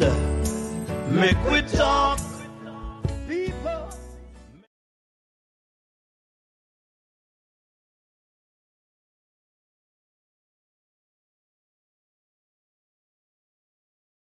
As a politically independent country, we could have achieved much more were it not for corruption in its many forms.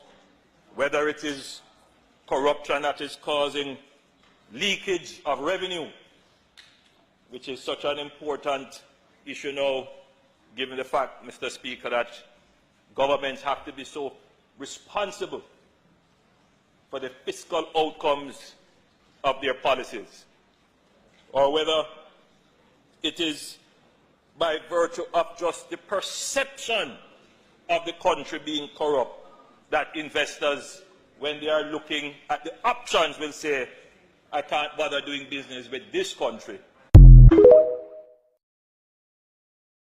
Dear Mr. Prime Minister, it's almost 9 years since you took over the country. Name yourself brokered while basking in election glory. Little did we know that you would matriculate to becoming Jamaica's first Prime Minister to lead a heist on taxpayers' money. With a whopping 28 bank account, you laugh and skin your teeth while bolt head hang low in this national defeat. I remember when you tell with a Tanawi yard, leaving Jamaicans sitting in limbo.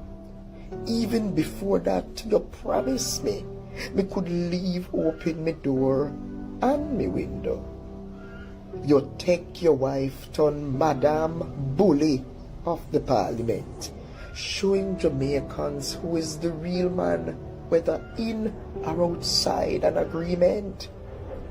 You raise your pay to a higher standard, while teachers, doctors and nurses leave yard to go look work abroad. Mr. Prime Minister, me not know if you see it. Maybe you're blind. Cause between me and you, Jamaica is singing a new song. Cause it's about time. Time for a new direction. Time for a new leader. Time for a change. So take it from me, Mr. Prime Minister. Light a candle, sing a song, and find your way back home. Yours cross, angry, miserable, a patriotic Jamaican.